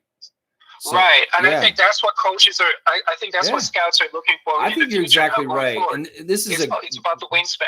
Great counterpoint to what my argument was the other day. And you know what? When thinking about specifically with Elijah Martin, he's got very longer arms for his height too. So you know what? You're pointing something out. You know what I thought you were gonna say when you brought this up the other day, and you told me you were going to talk about this when you called. I thought you were going to talk about how we used to use doorstop defensive guys like Lowry and Van Vliet, that like they would go down low and they would guard in the post, but they're so thick and strong that they just don't give any like room. And they actually can be very effective post defenders, even as point guards, because they're just such a brick. There's just like that, because Fred and Lowry would get into these positions where they were a mismatch and the other team would think they had us. But they didn't, because these dudes. Here's the thing. Yeah. If you are a short point guard, right, and you don't have the wingspan, you have to be either elite at something else. Yeah. For example, you have to be elite at your basketball acumen, like you like to say. You have to be elite at shooting. Like, you have to have above average at something else. You have to be very strong. The area that you lack in. Yeah. Yeah. And so I think that's what it comes down to. That's the thing with Martin that he's got, much like Fred and Kyle before, is a strength to him. He has definitely got strength. Athleticism. So he's above average in those areas. So if you're lacking like in the wingspan area and you're not as tall, of course you're going to be some sort of a liability, but you'll make up for it in other areas. For example, Fred VanVleet, strong hands. Yes. Right? So he's not very, he doesn't really get punished on the defensive end because he has great IQ. He knows his positioning. He knows how to position himself on the defensive end. So he doesn't get burned. Yeah, go ahead. Yeah, he knows how to strip and just get the ball from people, and he knows how to hold position with space. Yeah, you know what, Infamous? You have actually started to turn me around a little bit on seeing more of a path with Elijah Martin becoming a full-fledged NBA player. Because you're right. In some ways, not only does he have the strength of somebody like Fred VanVleet, he has a leaping ability that's absolutely insane. And the wingspan is something I totally have been sleeping on, as far as you have such a good point here. You know what? You're changing my mind a little bit. I can actually see got me thinking that way. What's that? The person who got me thinking that way was Masai. Because that was the one stickler that Masai always wingspan focused on was the wingspan. Because remember when we were going with the 6'9" experiment, that we still do to a certain degree, and other teams have copied. Let's not go there. He always talked about, if you got guys with long wingspan, especially on the perimeter, it's hard. They're always clogging those lanes. It's hard to get the ball inside, or it's hard to get the ball over guys. When you have guys that have these long wingspans. It's not that easy. It disrupts the other team's offense. You know what? You have logically presented an argument against what I was saying before, and you know what? You've won me over a bit on this today. Seriously. I'm gonna. Hey, we're both right. I'm not gonna. Well, we'll just have to see. A lot of it's the outcome of what happens with Elijah in his career. And don't get it twisted. The part of the reason why, and I do this every year, I pick somebody on the roster that I feel like has a tougher road to get somewhere in the NBA. And in some ways, I want to light a fire under them. I want to inspire them. And in some ways, I say, I don't know if you can make it. And in some ways, that's what I want for Elijah. I want him to make it. And in some ways, I want to inspire him to go above and beyond, because in some ways, the odds are against him. And I want to see him overcome that, just like Fred did before.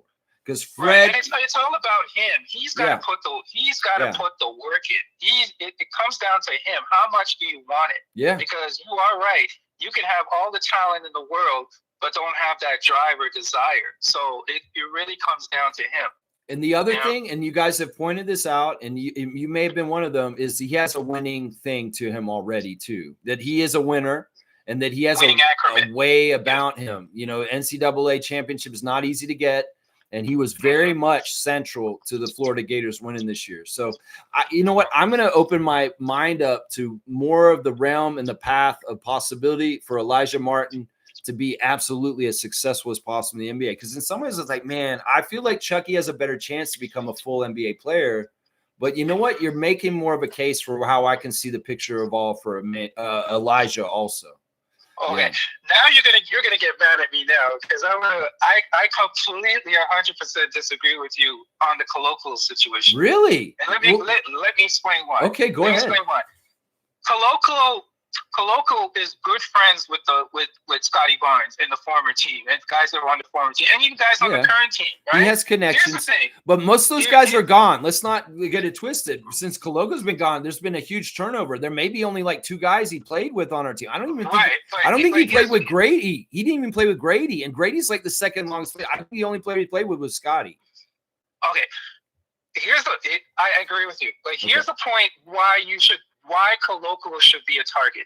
Okay. The reason why you want to go after a colloquial, every other guy that you're thinking about, every other guy that the Raptor Nation is thinking about that we trade for, it's going to cost, if you love the current team, it's going to cost you something. Mm-hmm. Colloquial is a buy low. Yeah. And let's forget, this is at the end of it all, this is a business, right? Yeah. Forget about the past and what happened with him. If he's willing to come back and put the work in, and can you imagine, Colloquial is exactly what we need, an athletic big that can guard the paint and also is a perimeter. People forget Kolokolo was developing that 3-point shot. Yeah. He can also step out and hit that three. And here's the stickler on this. It's probably going to cost you nothing to pick him up. You're not going to have to trade anybody. You don't have to get rid of anybody on the team. And the third point that I like to make with Kolokolo, think about Kolokolo under the tutelage of Darko. That's true, because he wasn't under Darko at all. That's right. Right. Those other guys, when we had him, he wasn't under Darko. Look what Darko has done for everybody's game, even Boucher's game. Boucher. I know. Boucher, I people know. threw to the wayside. I know, so and I agree with you. I agree with you, but I still think that in some ways we're just not fitting the description of what we need with Koloko, because once again, he's a better help defender than a primary post defender. Correct. But here's the thing that people are missing. People look at it. See, people are quick to go and look at the stats. The reason why Kolokolo's stats look like that is because they weren't playing him. Yeah. They weren't using him. And the Lakers here's the thing that people got to understand about the Lakers. The Lakers are not a developmental franchise. Yeah. They're a franchise that we trade for what we want, and we work with that. We're not in the realm of the name me a player that the Lakers are really developed. Yeah. Like, they really haven't, you can't really say, oh, yeah. As any player ever said, well, you know what, the Lakers really they're too quick to trade him out, just like they did with Lonzo, and Brandon to get Anthony Davis. It's like, these guys could have been there and grown as Lakers, Brandon himself, but no, they wanted to go for the home run and get Anthony Davis on the team.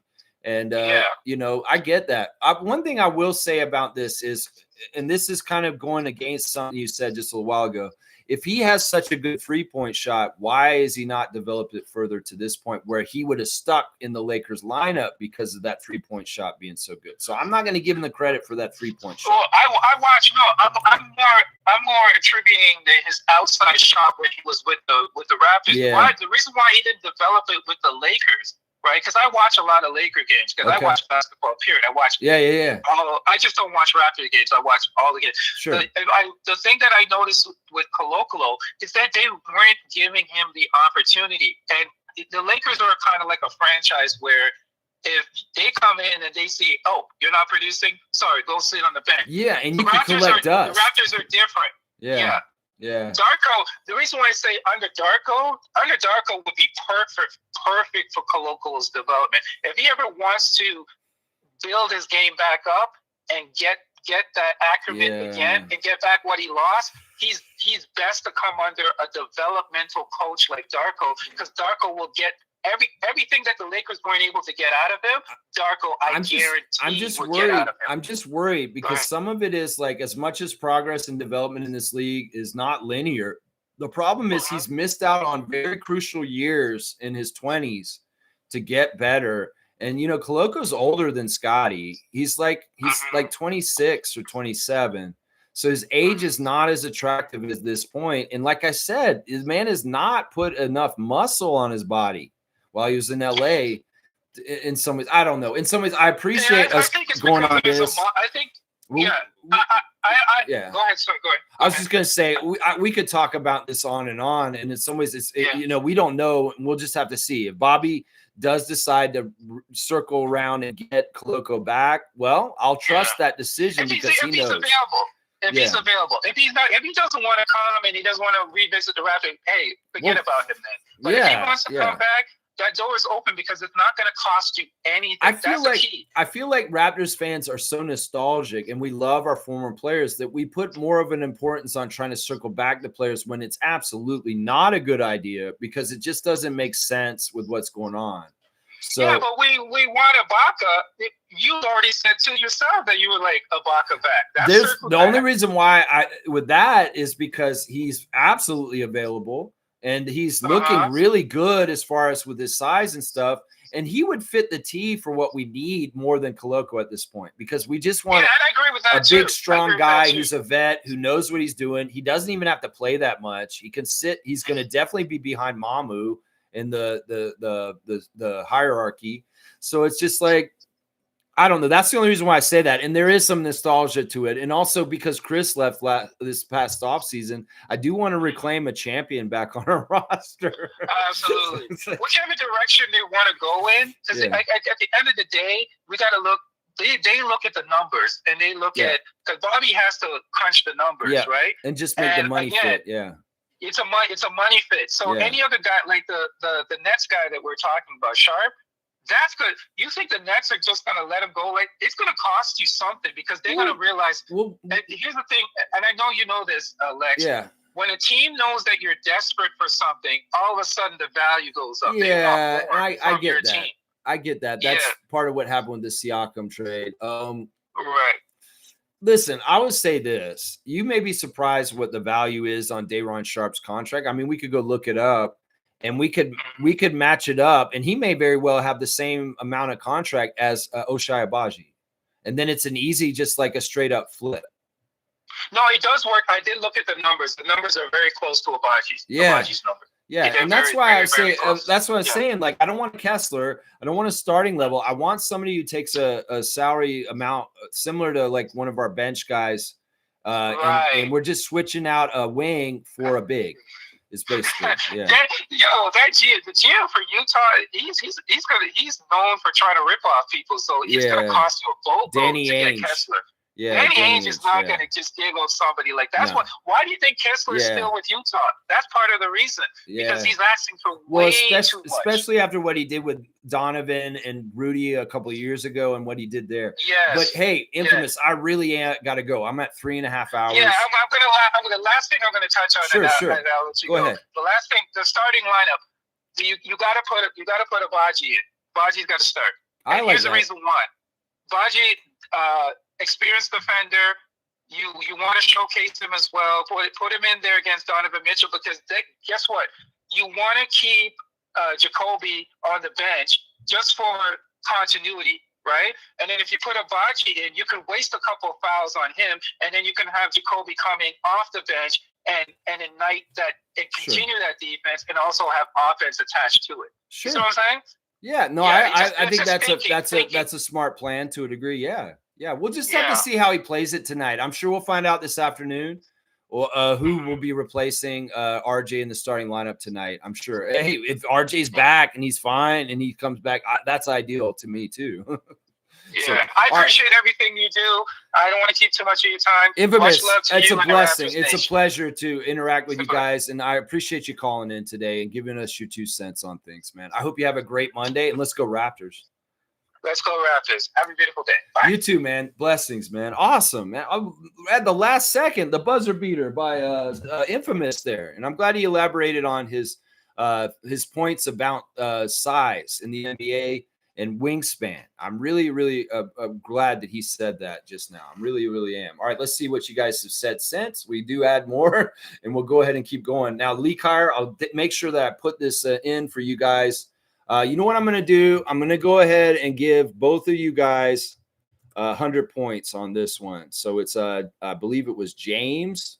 Wasn't it James that got Kyle Anderson first? Yeah, it was Kyle Anderson, James, and then Lee Kyer for Slug Deezy. So both you guys will get 100 added on here. And I will add up the point totals. And also, guys, I'm going to do this. I'll post the new totals for the trivia so you guys can see where you're standing in the comments after the show, so you can check and see exactly where you are on a Rapid Free trivia. Because the person that gets the total at the end of the season when the championship goes out, the Larry O'Brien, gets their name added to that champion trophy of trivia with our former champions, G, David Saborin, and Amit Gaming, and also Smooth Brown Man. You want to become the 5th ever Raptor Freak champion of trivia? Well, you got to be in the running for it. Right now, Fiercey's on top with the lead right now. That's right. Wayne saying, I want Pistons to fail. I cheer for the Raptors. Any former Raptors success against us is not a victory for me as a fan. Pascal, Kyle, OG, DeMar, I want them to fail as our opponents. Sergeant Wayne is serious, man. If you ain't in the foxhole with us on the team right now, you ain't with us anymore. I got to respect that as a passionate, real one for the Raptors. But in some ways, I have to have soft spots for our former guys too. It's a crazy thing. If DeMar was a Laker, I'd start rooting for the Lakers, guys. I'm like that. I love DeMar that much. James is saying Quickly and Elijah Martin have the same wingspan, 6'7.5". Interesting. That's an interesting tidbit. Very, very interesting. Seymour saying go Tempo, go Raptors. I love that. James is saying Martin will get a roster spot once Oshai gets traded or his contract expires. I don't know. I think AJ's first. Lawson probably get converted first. Let's see. In my opinion, that's what he's saying. Raptors champ saying I would rather Ibaka. Serge is stronger and he's known shot blocker, and that chip of proven his worth and push him to success. Yeah, Serge Ibaka, I don't know how slow he is right now, whether it's getting on the team bus or getting up and down the court. That's part of it would have to be factored into it too, because near the end of his career with Milwaukee and the Clippers, he wasn't getting up and down the court very fast. And if he's going to run with the Raptors, you better run, Serge, is what I'm saying right there. Yeah. Stargate saying, now that's something I agree with Wayne on. I ain't glazing no former Raptors in any way when they play us. See, these are the diehard, very staunch Raptor freaks right here at Stargate and Wayne Strainer. Yeah. They are the enemy. I saw people cheering for Pascal the other day when they played us. It's tough, guys. I mean, I hear what y'all are saying, but I do really love our former players like Siakam and Fred and OG. It's tough. I get what y'all are saying. I really do. Stargate saying, nah, son, any other team, I'm rooting for him, but against us, I want him to have a goose egg. That's right. All right. And Monique is sending Alessandro a message. All right. This is great. Mo is going to help you out, my good friend. Yeah, I love this. All right, let's wrap it up. All right, guys. Once again, we got a game tonight on the injury list for the Raptors. RJ Barrett is there. And in some ways, well, we'll just have to see how it all goes down. Jakob got a rest day. He'll be returning to the lineup tonight against Allen and Mobley. So, yeah, RJ is out probably. That's our injury list. For the other side, the Cavs have a laundry list. And let's see if they've updated since I've seen it. Well, Craig Porter Jr. did not suit up yesterday. He's day-to-day. He could play today. Lonzo Ball was injury managed yesterday. So there's a possibility Alonzo plays today, and he was held out from yesterday. Jared Allen has a finger injury still. He's being managed. He has not been playing back-to-backs. It's very likely he'll play against us tonight. Chris Livingston has got a new two-way contract with them and has been called up. Sam Merrill is still out, and Max Strus is out. I'm expecting the Cavs to have their main four guys tonight with DeAndre Hunter, of course, as the fifth starter. The referees for tonight's game are Mark Lindsay. He is the crew chief. He favors the Raptors. Justin Van Dyne is the referee. He favors the Raptors. And Brandon Schwab is the umpire. We have all three of the Raptors favoring us statistically over the Cavs in the history of their refereeing. All right, that's it, guys. I appreciate the long extended Lexathon with you guys today, 3.5 hours. I knew it would be a long stream because of the game last night and the game tonight. And I appreciate the calls from Seymour and Infamous. And I appreciate Alessandro and other new people have come in today and joined the channel today. You know, this is a great resource for Raptors fans. Come in any day. We're going to be here every morning at 9:30 a.m., just like tomorrow. So have a great day. Enjoy the game tonight. My keys to the victory are, you know, Darko, what you've been doing is fantastic with the rotations. Keep it going, and we will continue to get wins. Let's get that 8th win tonight, guys, and let's believe. Thank you, Stargate. I appreciate you, man. Have a great day also. Let's go Raptors. And I'll see y'all tomorrow at 9:30, hopefully reacting to the 8th victory for the Raptors in a row and a sweep of the Cleveland Cavaliers for the season series. Let's go, Raptors, and let's go Tempo too.